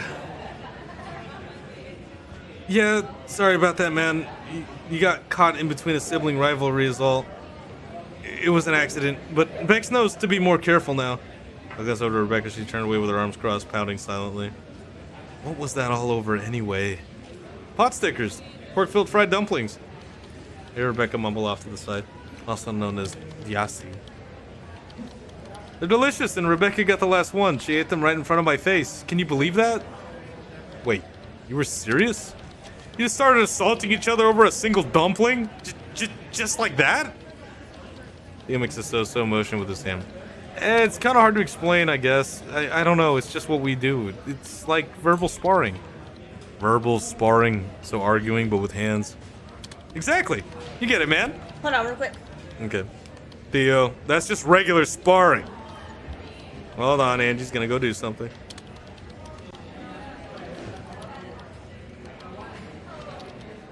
Gives me a chance to read chat, though. He's lucky she didn't get him with her claws. I love it. The slap, the sound, the reverb, the way his head snaps, and the way the skin ripples. Peak cinnamon, absolutely hilarious. Yeah, my copy of DMC is a little weird. There's some dinos in it here. Dude, have you guys heard of that game called Dino Blade? It's like Dark Souls, sort of, but with dinosaurs carrying swords and weapons in their mouths. And I saw a video of some of the boss fights, and the boss fights have like death metal soundtracks. It looks so silly. The animation and graphics look a little stiff, but I kind of want to play that. Maybe I'll stream it and somebody will come in and say the usual thing, like, whenever I'm playing a non-Snoot game. They'll be like, wow, this mod looks crazy. This sounds like an upgrade. I did see that. I wishlisted it years ago. Yeah, it's out apparently. I actually want to play it. What game? It's that Dark Souls game with dinosaurs. Remember I was telling you about it? Yeah. Yeah, that game looks sick. It actually looks like genuinely fun. Plus the music is metal, and I'm a metalhead. I love metal. Oh gosh, here we go. What? Alright, let's turn that audio down a bit. I don't know if it's gonna make a difference. Theo simply shrugs in response, looking between the two siblings. You can't even tell the lick statement given each other less than a minute ago. If only I were blessed be the wicked. I refrain from asking the clearly racist question if it's just a dino thing, opting to look it up later. For now, lunch is back to a state of calm. Oh, that reminds me. Dev, catch. Where I can't even react. A scalding humid ball of something crashes onto my face, right onto my fresh slab. Oh, shit! Just gonna quickly batting the napalm fleck off my cheek and let it fall onto my tray. It's a lone dumpling. Theo rose the back of his neck. Sorry, man. Wasn't thinking, but Becca and I find it fair for you to have the last dumpling with how things went. Theo seems fine with it, but I do detect grumbling from Rebecca. I stab the troublesome snack through with my fork before eyeing it. What could be so good that it nearly causes fratricide? The exquisite porky goodness hits my tongue. Makes it all too clear what started the sibling row. I think I get it. After that, our conversation thankfully becomes normal. We have a short exchange about how the day has gone for each of us. Thank you, y'all. Those shits must be really good if they're gonna kill each other for it. They said bless you. That's what I said. Thank you. Oh. Ding dong. Damn, came on really up there, Gabe. We could finally beat up Trish. Let's go. Fuck Trish. Fuck that skank. Wow! I don't I'm think you sorry. can say that on YouTube. Wait, really? I can't call someone a skank? I don't know. You're probably fine. It's just a game character, YouTube. This pot sticker made me feel things. By the way, Dev, I could have done some great ideas for our game. Are you really trying to rope another person into that crap? He squints at her. Come on, Rebecca, you don't need to put it like that. It's not my fault you think of that another one of your ideas isn't going to crash and burn like the rest of them. The least you could do is not drag Dev into it. Why do you care? Yeah, skank. Dev, this guy right here starts a new project every 5 months. He's actually coded some games out already. Shovelware stuff, acid flips, all unfinished. And you know what happens then? They stay on his drive until he fills it and has to delete it all to make space for the new projects because he can't stick with any one of them. So it's project after project after project, and once he's on one... Fuck you! That's mean! Don't get me wrong, like, no, I guess I can't. I can't really... What? I can't really, like, judge. Okay. Theo. This is bad. This is worse than bad.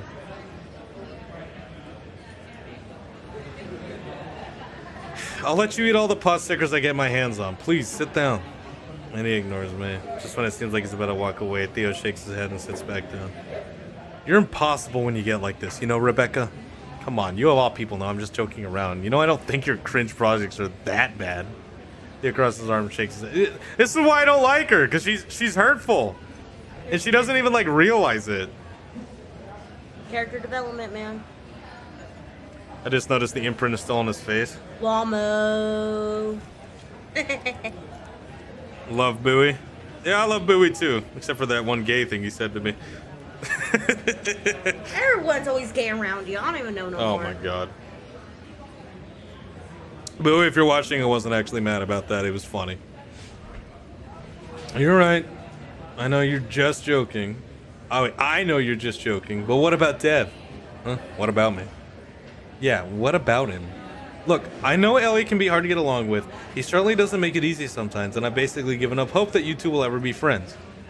Rekka scoffs at that for some reason, but otherwise holds her tongue. But Dev has been nothing but nice, and can easily be a friend to both of us. A pang of guilt hits me as if I recall my last interaction with her when Theo was absent. Makes me wonder if I contributed to this. I don't think I handled that like a friend should have. The least you could do is say sorry. Rebecca. Theo, it's fine, really. Yeah, see? It's fine. Her eyes are averted. She says that thankfully Theo doesn't press her for anymore. Should we back up and... Yeah, try to see the other one.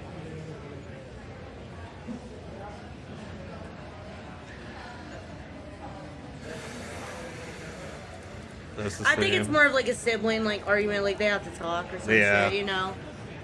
Let's not stick ourselves in the middle. Wait, what did he say earlier? It's all the same shit, I think. I don't really know the rest of the shit, so I have no idea if he's deeply hurt by what she said or just kind of disappointed at her weak apology. This is all the same. It doesn't seem like anything changes, at least not yet.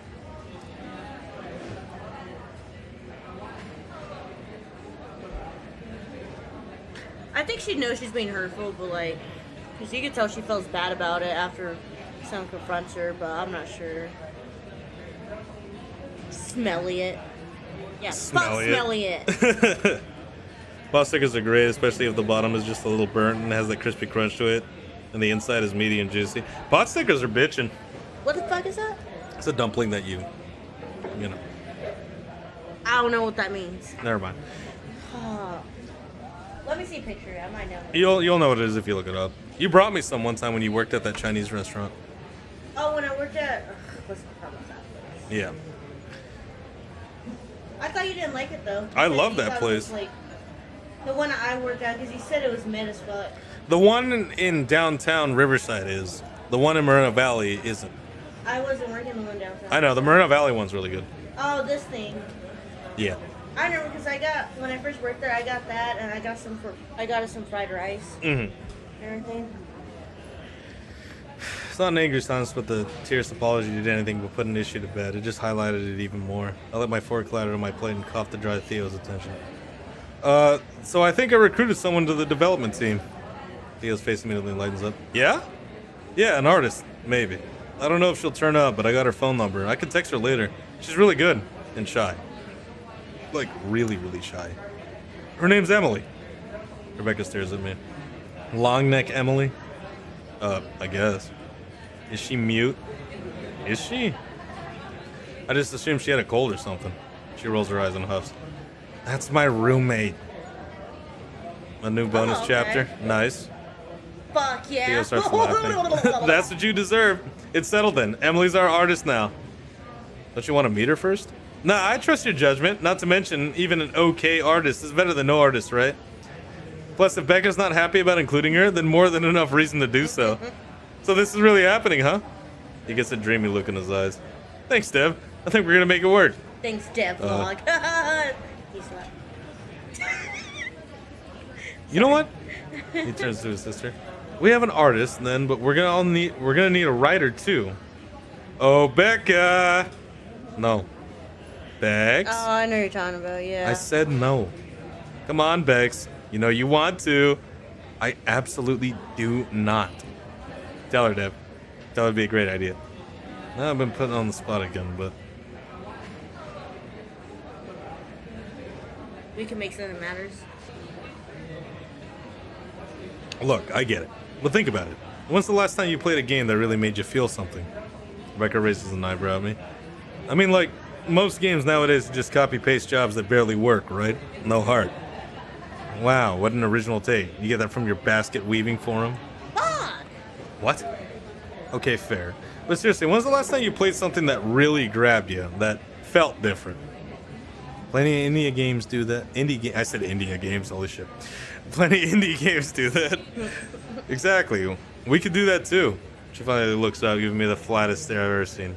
Right. Because making the next Underscale or Tree Star Valley is just that easy. Well, no, but look, you're creative as hell. Emily's got serious art skills. Theo knows his way around game engines. And you? What exactly do you bring to this masterpiece? Ouch. Valid question, though. Moral support? Actually gets a snort out of her. At least you're honest. Come on, between all of us, we can make something cool. Something with actual heart, you know? Rebecca taps her claws against the table, thinking. You really believe that, don't you? That we could just make the next big thing? I mean, maybe. We all love games. We know what makes them good. Knowing what's good and making it are very different things. We have to start somewhere, though, right? She sighs and pinches at the bridge of her nose. Fine, I'll give it a try. Theo cheers. But the moment Theo starts to misbehave, I'm out. By the way, aren't you running late for a class or something? Theo's eyes snap to a clock on the wall. Shoot, I got digital logic design in 5 minutes. And the class is on the other side of campus!